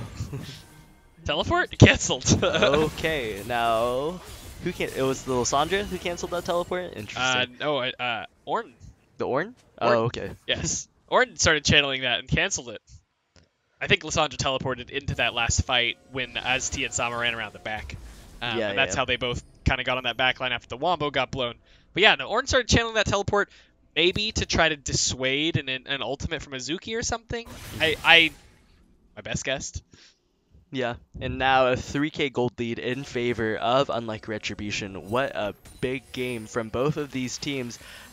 It really back and forth. No team really picking up the upper hand for very long, and we'll see how Unlucky Retribution does with this 2.5k gold lead now. Yeah, and honestly, surprised they've done a really good job to get this gold lead up where it is, because picking up Baron is like an extra just 1,500 gold bump. I think it's 1,500. Oh wait, here comes Dr. Wildly going for Demon Repent. Yeah, Demon gets Repent the gets stunned up. Now he will go on. He will get suppressed, and that means he will get taken down so quickly. Cyan Ult comes out. Now Ibana name does get put in stasis by the Bard ultimate, but Mr. C does a lot of damage. He takes down Gavi. Now a 50-second death timer. Mr. C will not get popped. DCDK will get headbutted, and now pulverized. No, he does not have the cooldowns. DCDK being zoned away in this fight. Now Player John going very low. Team Sama is on a killing spree, takes down Lol at you, and now they're gonna look to siege down this bot lane tier 2 turret of Dr. Wildly, looking for a little bit more, zoning away Azuki, and now they take, oh no, Player John has stepped way too far forward. He will get knocked up here, and my bot name will take him down.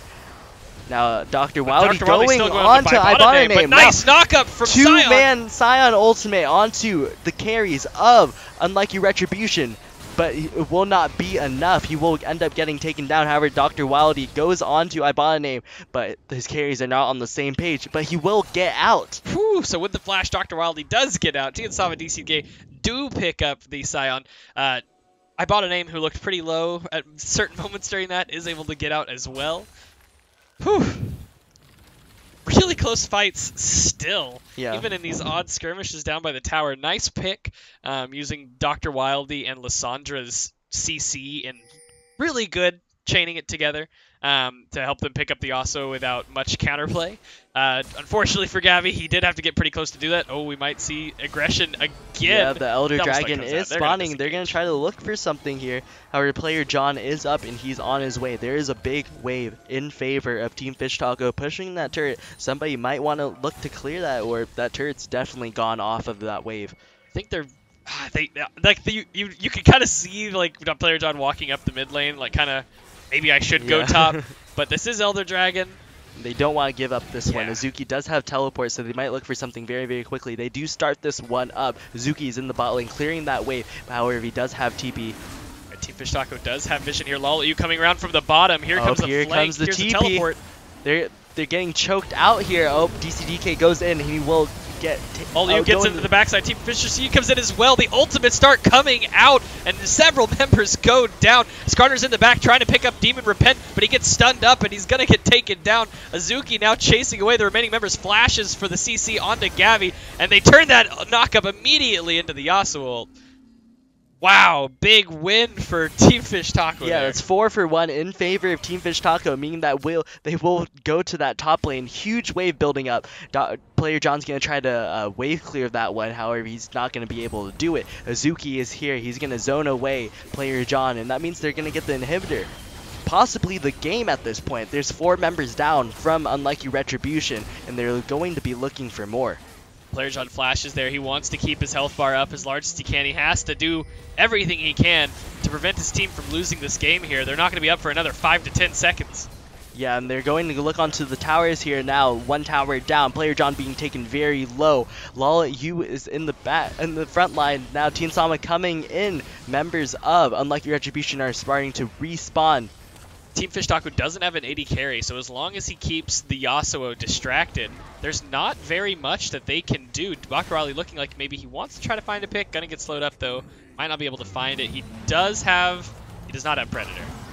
The Ornhorn comes out, goes a little wide, but does land on the Scion. They start getting The mobility out to try and catch up to Azuki. They start CCing him. They throw the ult down to Ibotta Name. He pops the Zanyas. Out comes the Wind Wall. Here comes the Zai ult as well, trying to peel away from Lol at you. Down goes Dr. Wildly as he aggresses onto Demon Repent as well as the QSS. Double stun on 2 members and they pick up Lol at you as well. Here comes the Bartle. Doesn't land on anybody, but Lissandra's giving up the chase. Yeah, that is one pick. That is a 1-for-1 for both teams. However, the Elder Dragon is up. Dr. Wildy is down, meaning that the Smite is down. Mr. Shi does have to reset here. He's very, very low. So that means that the members of Unlucky Retribution are going to try to push into this mid lane turret here, actually. It was almost like a bait. Like they made it look like they wanted Azuki, so Ibotta Name stepped a little close to try to help Azuki out. And due to that, they were able to get the ult onto him. He pops the Zanyas, but it leads to the fight finally being initiated, and Unlucky Retribution is able to pick that inhibitor back up. And overall, in terms of kills, they go 1-for-1. And they might, Elder Dragon's still up though. They might look for this Elder Dragon here. However, they are pinging out the Baron. Maybe they're trying to fake out Team Fish Dog here. However, they passed over 2 wards, excellently placed wards in the lane, meaning that Team Fish Taco knows exactly where they're going. Skarner's almost back. There are super minions pressing into the top side of Unlucky Retribution's base, so they need to win a fight here and fast. If they get stalled out, they're going to start losing this game. Yeah. Right. There are several members. They are starting Team Fish Taco. They are starting Baron. It looks like there is a teleport coming in from Ornn. Skarner's around the backside. They land the double stun onto Demon Repent. Down comes the ult onto 4 members plus Baron. The wall is down as well, so Tian Sama is free to go in here. DCDK gets popped before doing anything, though. Demon Repent gets a kill as well, but he does go down. Lola, you getting kited out. He has the ultimate. It makes it pretty tanky. Dr. Wildly is going to pick up the kill. Now Azuki, Ibotta Name, and Mistress E are the only 3 remaining standing up against Tian Sama, Gavi, and Dr. Wildly. Azuki, though, might be in trouble here. Doesn't have a lot of options. Ibotta Name trying to look for some damage. He doesn't land it, though. Mistress E has to start disengaging. Azuki picking up these fruit. Oh, my God. He's so tanky. He does not have his ultimate. He gets stunned up by the Skarner. It looks like they're going to chase him down. The minions are able to take that power in the base back inside of Unlucky Retribution. But the minions do push out. They're not losing the game. They might be able to get this Baron. Mistress E is hanging around. He's currently at half health. He's taking his wolves. Zaya does a lot of damage. Baron. Maybe Mr. Shi might not be able to come in time. We'll see what he can do. Now there's a lot of damage being put on by both Gavi and Tian Sama. Here comes the Bard Portal, and they will secure the Baron and get out free. Dang. So 2-for-2. Well, I guess they did pick up Azuki. So 3-for-2 in favor of Unlucky Retribution. They do lose more of their structures in the base. That inhibitor should be spawning soon-ish. Yeah, but that is a Bear Nexus at this point, so that means they're going to have to play a little bit more carefully. Now, they're going to look onto this Elder Dragon, which has been sitting here for quite a while, so that means there's going to be another explosive fight coming. For sure you want the Elder Dragon, but I can see why they've kind of let it go this long. It is all Ocean Drakes pretty much on the table. It doesn't make Elder Dragon bad. It still adds a lot of true damage. But in terms of the bonus it provides to the current dragons you already have, it's not a very exciting prospect to be like, more regeneration outside of combat. Like, Alright, and they will start. Oh no, the Elder Dragon is very low. All you gets aggressed on. Here comes the ult of the Mistress E. They root him up again. He doesn't get off any knockup or his ultimate, and he goes down, as well as Elder Drake. They now have Baron and Elder Drake, as well as Mistress E down for 1 whole minute. They're going to start pressing down the bot side. They have minions getting close to Team Fish Taco's base in the mid. They have Player John towards the top, clearing out some minions. Oh, he does not have teleport. Flash comes in. They're going to get the ultimate onto Ibotta Name. Oh, he is going to pick up Gavi, and the CC comes down. They're going to get him.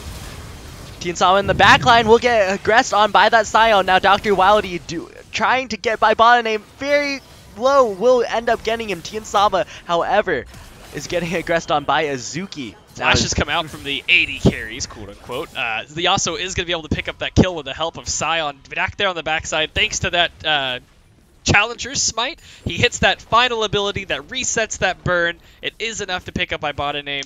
Man, they went so aggressive for Ibotta Name there, but when that Summoner came out, as well as the double knockup plus Demon Repent's ultimate, They completely lost focus of Ibotaname. They went into survival mode, and before he popped the Zhonya's, Ibotaname threw down enough damage to pop Gavi as well. So well played by Ibotaname and Team Fish Taco for following up that burst in that Zhonya's to turn what looked like a sticky situation into a big win, especially when the enemy team had Baron and Elder Drake on themselves. So no big monsters up for probably for the next 4 minutes at this point. The inhibitor is back up for Unlucky Retribution. And basically at this point, everyone whose damage really matters is full build. If not everyone, yeah, it looks like only the junglers are not full build yet. Oh no, Orange's not full build.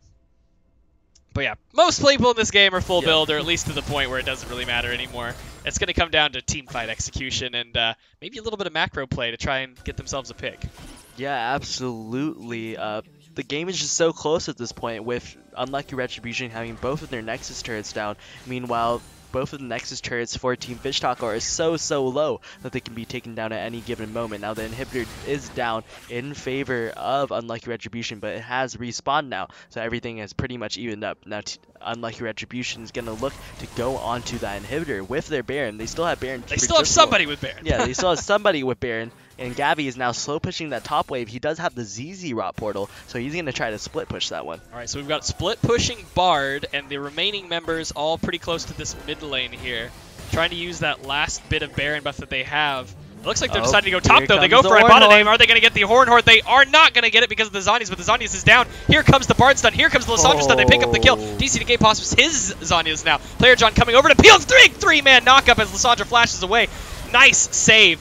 They go for Demon Repent. They put down the ult. He cleanses it, though, and throws out the wall. Tien Sama now in trouble, trying to stay alive. Gets blown up by Mistress Yi. Meanwhile, though, Demon Repent goes into stasis. He comes out. Nice ultimate onto Lol at you. Lock him out of the fight for a few moments.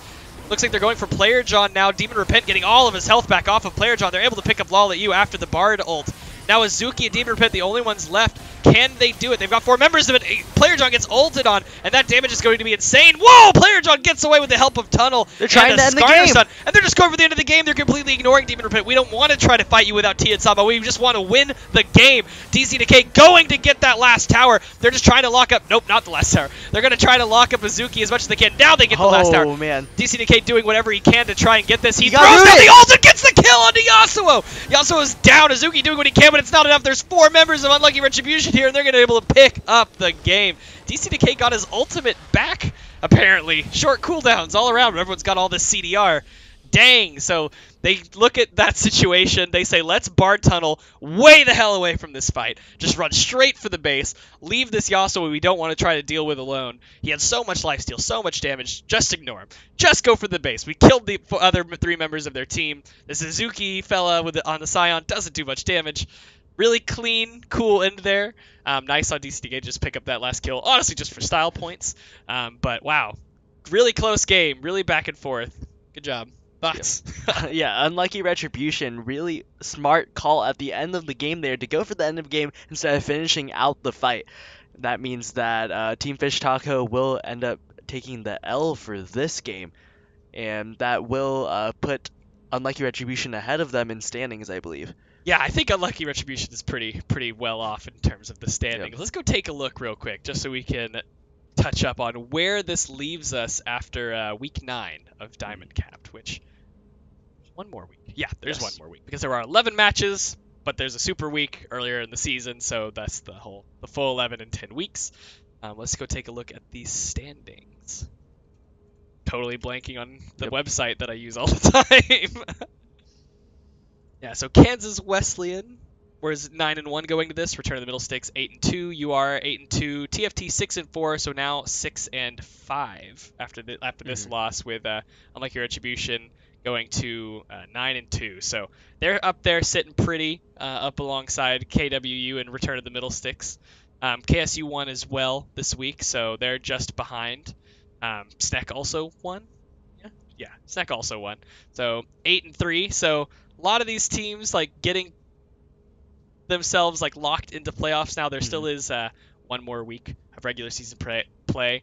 I haven't done the analysis myself, but definitely tune into Maristematics, Get Recalled, because they will go into a lot of the what else can potentially happen, could possibly happen, to see who makes it into those top 6. For those who don't know, and I believe that it's just 1 and 2 get a bye. I mean, right? Yeah.